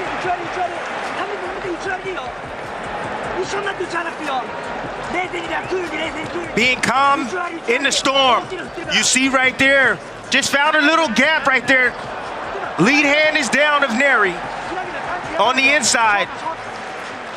Inoue noticing that. He attempted there, just missed off the mark, but he dips under. You see his eyes. He's looking right at Nery. He sees those hands. Pull away from that face.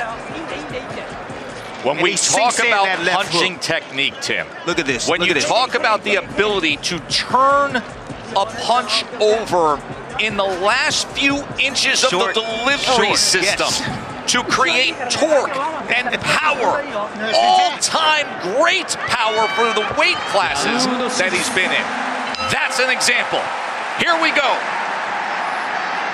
Round number 6. The monster has taken over.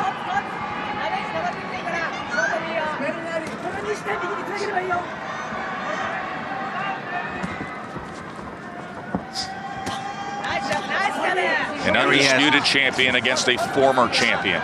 But there are levels to this game. And guys like Inoue and Bud Crawford are currently just on a far different pedestal.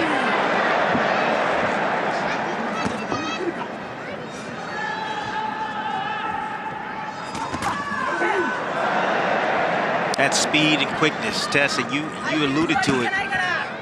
The accuracy and how he's able to generate that power from short distance like that, with that much torque, that much power. It's brilliant stuff right there from Inoue. Just stands up to that offensive effort from Inoue, from Nery, and fires back. Oh, his right hand. Combination up top.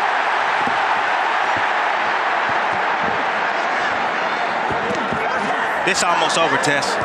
Nery can't keep taking these type of shots over and over and over. What do you see as a potential finisher here, Tim? There's the right hand! He just answered the question! As Nery has crumbled and the monster has roared! He's done it again!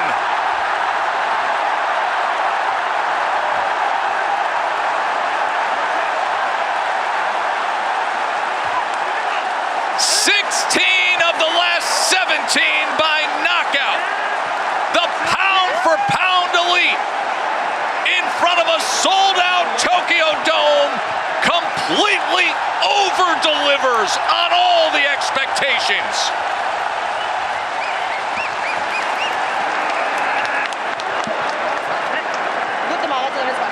We are always cautious with the superlatives, with the word great in the boxing business. But in real time, fans, you are watching one of the greatest of all time. Unquestionably, the undisputed champion just demolishes yet another worthy world title challenger and former champion. Stamp it. First ballot Hall of Famer right now, Tess, in his career. He's amongst the names, I would say, Roy Jones, Sugar Ray Leonard, Sugar Ray Robinson, Terrence Crawford's of the world. I mean, he's among the best of the best. Timmy, I would contend that if his career was fought at a weight class 147 and north, the entire world would be nodding their head in agreement. I agree. He is the winner by way of knockout and still the undefeated, undisputed super bantamweight champion of the world, Naoya Monster Inoue. Only because of the lower weight classes do the mainstreams not realize what they are seeing. But come aboard, folks, because this is one of the great, most entertaining rides that the sport has seen in some time. 27-0, 24 knockouts, and he does it time and time again. More impressive every time out. Naoya Inoue scoring 3 knockdowns, finishing it like only he can. A vicious closer, a complete fighter, and dominated Nery after being put down in the first round.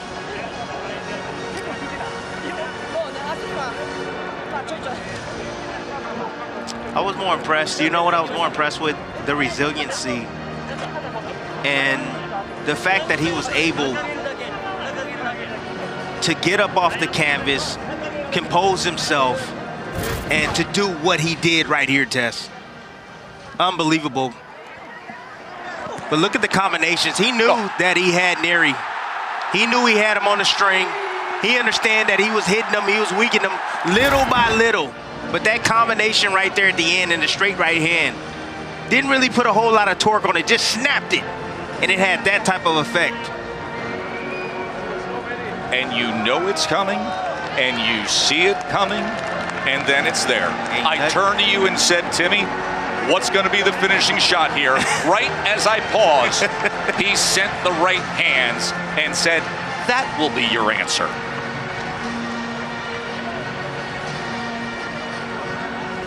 All 4 belts are still his. And then you think about